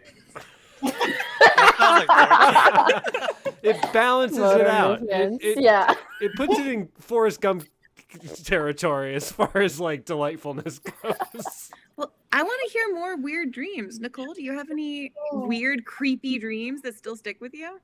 I had a dream that I feel like I might have shared actually once, but it was like when I was in maybe like middle school or something, where like you go to the like you wake up, you go to the bathroom to start your day, and you like pull your toothbrush out or whatever, and then when you look back in the mirror, like my head was like an anteater, like an anteater / like pangolin combined, and I was like, oh my god, like I'm horrifying. And I remember like doing the like weird, like when your face like twitches in the movies, but it felt like there was some weird vortex, and I was like, oh my god, I'm being like sucked into this thing. And that was like the dream, but I was like, what the fuck is this? Like I felt it was one of those things where you wake up and you're like, oh my god, like what day is it, like where am I, right? It was so intense, but I don't know what it means. I guess there's really no meaning. I was watching something, nature. Well, Olivia's a scientist, so I think she can tell you exactly what it means. I think it means you had a fucked up dream. Yeah, exactly. Diagnosis. Yeah, for so long, actually, I used to like in the horror movies, like they would always be like, oh, you like, the mirror medicine cabinet, or you pull back the curtain and then you push it back and then it's fine, but then you do it again and there's something horrible. For a while, until like college, like doing those kinds of things sort of freaked me out. I always thought like there's for sure going to be like an axe murderer behind me. And it was only until someone was like, that doesn't happen to me, that's weird. I was like, oh, this is in my mind. I got like I don't know, it's two stories. One's not a dream, one is a dream. So like the not dream thing, one's about like a floating barbecue. Me and my friends were in the backyard in the garage, and those like bouncy balls you buy for like $0.25 from the machine. Yeah. So we'd always buy one, and then like inside the garage throw it as hard as you can at the ground just to see the chaos it would bounce or whatever. And one of our friends was outside, and he's like, "Hey, this barbecue's floating." We're like, "Nah." And then like, so eventually, like, I look and I go outside. So I didn't see it float. And this isn't a dream. This is just something that, like, he said it was floating. So I go outside and I see it, like, fall over. I see a barbecue fall over. Like, from, like, I don't know, like 3 feet in the air, maybe? Whoa. So, like, I never saw any floating, but I did see a barbecue fall from, like, 3 feet in the air. And we're like, that's weird. So, like, we go over to it. Like, oh, someone's playing a prank or he's messing with us, and like we look at it, like there's no like fishing line attached to it, or and then there's nothing around it to like, okay, well how did it fall? No one else is around here, there's nothing. It's not a prank. It's just like that house is like, we've always said it was haunted, but ghost toilet. Oh well, like, okay, so the neighbor, like, when she was really little. Did I miss no, did I, so did like I there's a lose the couple plot things on that one? happened there. Like one time we spilt milk, and like it wasn't wet anywhere on the carpet. So like we just spilt the water. We spilt the milk from the cup, carpet completely dry. Just like it never even happened. Like it yeah, was just like gone. Yeah, it was just gone. There's no liquid, so there's nothing to clean up. Like full glass of milk, nothing to clean up. Like just weird stuff in that house. Yeah. I would say that's a bit more than weird. Yeah. Well, I mean, what do you do? Like, you can't do anything about it. This is in the dream? No, this is a still dream reality. Story. Yeah, this this is still a dream story. Yeah. This is real. Okay. So my dream story is like, it also took place in the backyard, but it was like super dark, and I just remember being like terrified, running from something, like small things like gremlin sized, but I can never like quite see what they were. And I ran to the backyard, and there was just a chainsaw and a hockey mask just sitting on the ground. And like I was cornered to the point where like there's nowhere to go. Like I'm being chased and I'm stuck here. So I put on the mask and the chainsaw and I turned it on, and just in a fit of like rage and like not rage but like panicked animosity, I guess, just start like swiping away and like fighting them like some crazy like. You became the monster. I became the monster to fight the monsters. Hot shit. Holy shit. And that's a crazy story, actually. You can make a lot of money on that story. Yeah, actually. Yeah, so like if that's like the third act twist is like you were the monster all along, I think that would probably play pretty well. Because it was always like, you know, like if you're afraid of monsters, well, what do monsters fear? Like I've always had it in my mind, like well, they have to fear something. There's always like in my mind, I became the monster to them. I kind of feel like Keely must have something. I kind of feel like Keely must have some kind of like. Come on, you've all got something. You've been living. Everybody's got something. I have living a while. Come on, Greg, come with it then. Yeah. Okay. All right. So the first one was just like really unsettling to me as a dream, and I've never forgotten it. I had it when I was probably like freshman in high school. So I remember distinctly that I'm in a mountain town. I want to say it's like Colorado Springs, but I'm never like 100% certain. And have you been there before? Yes, I've been there before. Okay. I've been through it before. My brother was born there, so it's I'm actually pretty familiar with the town. It's just like I knew that I was there. There's mountains all around, but for some reason everything had a purple tint. Mm-hmm. Like everything. I have no idea on how to describe it better than just everything seemed off. So does this purple tent look like, is it like a dusky thing? Like, you know, you've seen like, everybody's seen like a weird sunset that's burning a little more. Yeah, that's scary. Usual, and how you'll catch one like right at that pinky, or is it like that kind of thing, or was it like literally like lit, like illuminated? It's definitely more like the tone that you would have in that sunset, mm-hmm. But the sky is purple, the mountains are purple, everything has this hue to it, and I can't like I realized at that point when I'm like looking around, I'm like, okay, everything is like this. There's no sun. There's nothing there. Like it's just kind of everything is just lit on its own to an extent. It's like super hard to describe on that feeling, but it was literally just like, oh, everything's just like this. The thing that was unsettling to me about it is immediately my brain goes, oh, this is a dream. I should be waking up anytime now. And normally when I have that realization during a dream, I will almost immediately wake up without any sort of issues. I couldn't. Like I legitimately couldn't. And I got to a point where I'm like, okay, there's no people. Everyone's gone. It seems normal. There's cars, there's movie theaters, everything's normal. There's no lights on them at all. Like it's all just the purple hue or whatever.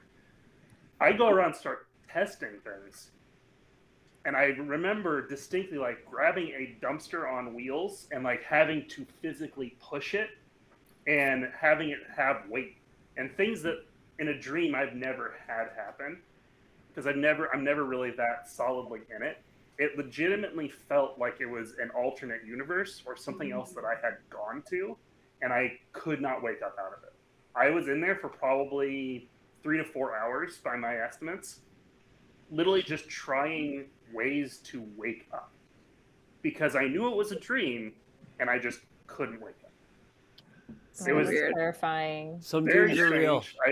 Some dreams are real. Yeah, that one's the one that I like. It really sticks with me. The other one was when I was actually really young. That sounds utterly terrifying. That's terrible. I think in 5th grade. So when I was growing up, we had a finished basement, and my parents had arcade machines and pinball machines. So in my dream, I remember waking up as if it's a normal day.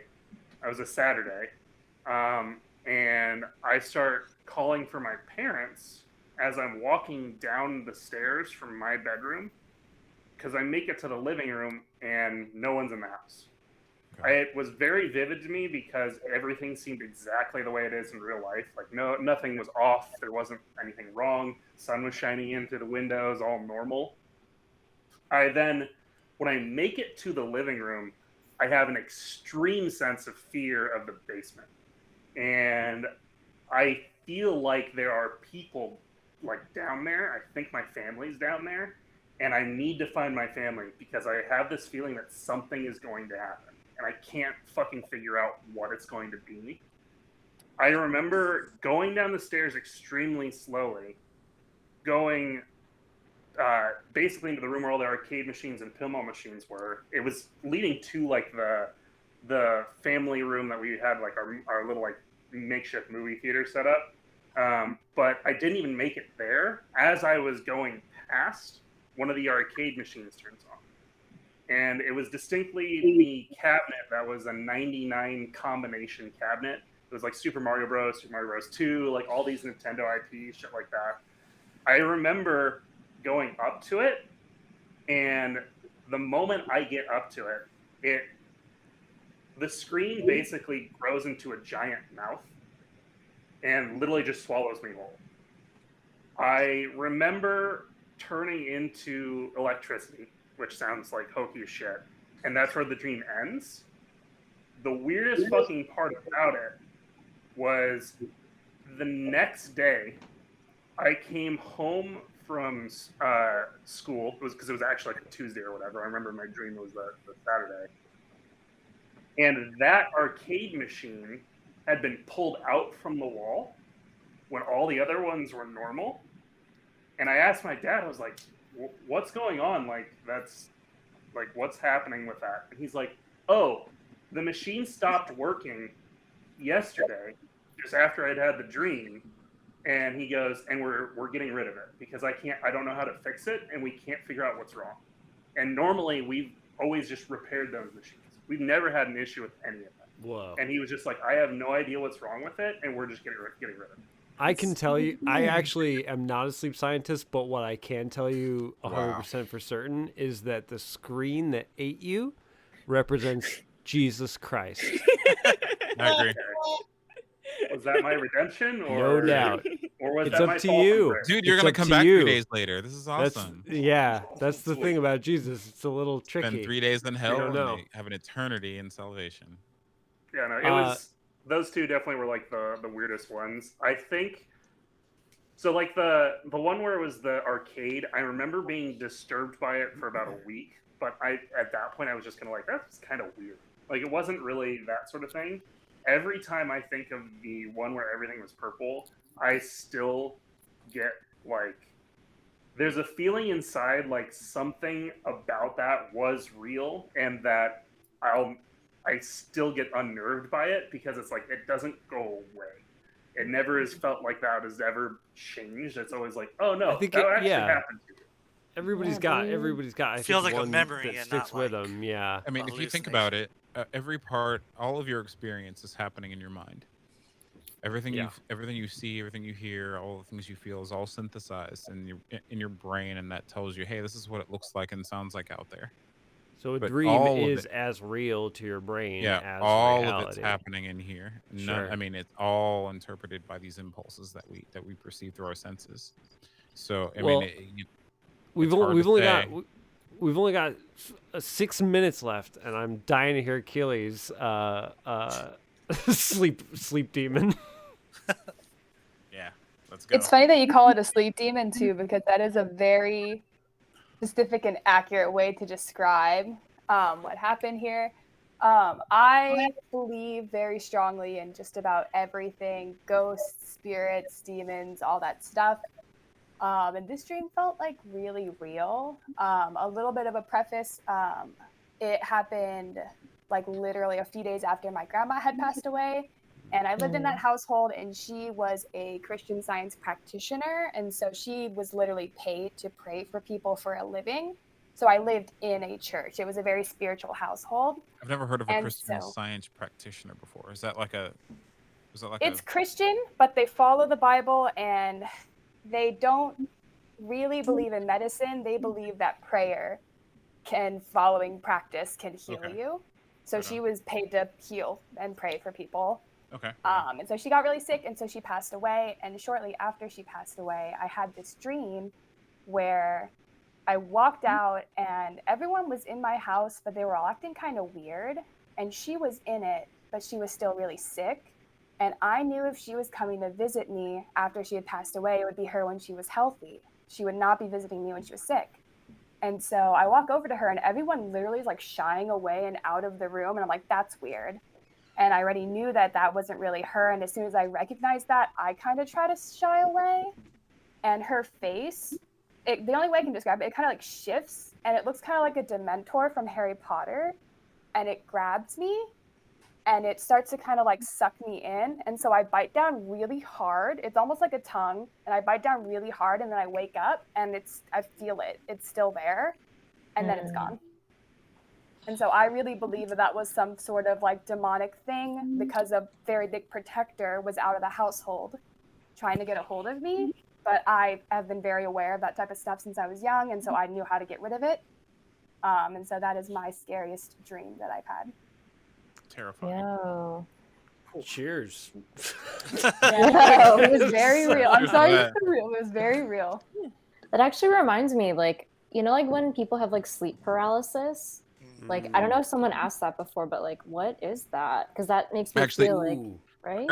I think now that we have because I have questions about sleep paralysis too, and how it's related to the alien abduction phenomenon. Do you know anything about that, Olivia? What I know is that your body locks down during REM sleep, so you don't act out your dreams and like jump out a window. And if you have REM behavior disorder, well, then you aren't locked down and you do sleepwalking and you might jump out a window because you're dreaming it. But REM is very similar to waking. And so I think the explanation for sleep paralysis is just that your body's locked down, so you can't act out your dreams, but you're in this sort of semi-dreaming, semi-wake state. And so you're perceiving that you are locked down, but you're also maybe perceiving dream things as well. Don't know about aliens, though. That's usually how people like to describe they say that the alien abduction phenomenon is actually a side effect of sleep paralysis. What the person is really going through is that limbo state of being awake or dreaming, and they hallucinate these other beings in the room with them, holding them down, taking them through the wall, doing all this other shit. I just wondered if you knew anything about that. But yeah, go ahead. Sorry. No, I was just saying I've heard somebody study like the cultural aspects of sleep paralysis, and the things people experience is actually different depending on where they're at. So like in Japan, like, you know, the being that looks like the ring girl, you know, the hair over her face, like they're more likely to see like her sitting on your chest and you can't do anything about it. And then in like Europe, where they have like there's some kind of demon that sits on your chest, like blocking your breathing. And like the alien thing is more common in the United States. Interesting. So they think that's, you know, like your brain's putting together what culturally you would think would happen to you. So my sleep paralysis demon is Jesus Christ. What does that mean? You were from Olivia, what does that mean? Dude, mine is Allah. What is going on? Mine's actually a combination. Sometimes it's Dave, and sometimes it's just a door. All right. So Shen Sorry, is Shen. sitting on Greg's chest at night? Okay, rapid fire. We're gonna do rapid fire around the room before we wrap up. Name your sleep paralysis demon. I started with Jesus Christ, and Greg did doors. So Greg, go ahead and pick who goes next. Shen. Oh man. You know what? It's gonna be the ring girl because I'm a weeb. Yeah, that tracks. That's fine. Rigged. Aliens. Yeah. Jake. You know, mine's the cultural social pressure to think of something funny for this bit. Just Whoa. This is the Chippendale Rescue Rangers of talking about this. I don't know. But like personally, I've never had sleep paralysis before. My fiance really? But I've never personally experienced it. Well, sounds like you know what it's like, though. Yeah. I'll go next. Sorry, who did you say? You. Okay. I don't know. I guess I'm thinking of like the fear of falling behind. It's got a name. Yeah. Whoa. Oh God. Yeah. Jan, did you say what your sleep demon would be named? Nope. And I think his name will be Vladimir Kanye Putin. Yeah. Circle is it's complete. obvious why. Kanye is definitely his middle name. Motherfucker's scary. And I'm gonna go with. Did Olive A say hers yet? I haven't. Mine are Chip and Dale. Keely, your turn. BoJack Horseman. Whoa. Oh, God. no. Dave, baby. Oh, mine's Get around Jesus it out. Christ. Oh, that's right. Well, Well, my Greg last? has to go, right? Greg, Lord and you get to Savior. round it out. Well, I was the one that said Doors and Dave Baby, Oh, but never mind. Yeah. but I but rounded it out with the realistically, two that started. the one that I actually had, because I have had sleep paralysis on a few occasions, I always see a figure basically in the corner of my eyesight. I can't turn my head to look at them, and I never get a good view of who or what they are. That's way And worse. it's much worse. Let me tell you, That's not knowing what's standing there, but knowing something is standing there, specifically Yeah. watching you, not the best feeling in the That's world. terrifying. Classic. If I could actually channel this energy in October ever, like, but you can't force it. It just comes out in February sometimes. It's a great one to be back on, I gotta tell you. Well, thank you all for joining Yeah, me this was fun. today. Olivia, Thanks for you listening to look my like crazy you story. had something. I just everyone was so charming. I couldn't remember if Riggleton had done his. Did you do your sleep demon? Oh, I just said aliens because aliens Okay. scare the Yeah, shit out of me. aliens. Resume wrap up, Dave.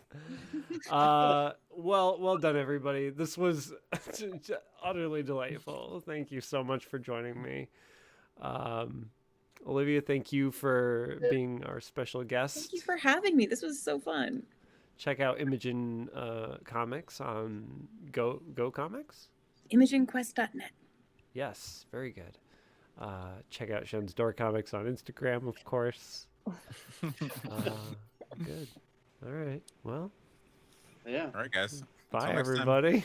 That's- Yeah. See you next Thank time. you. Bye. Cheers. See ya. Cheers. Years.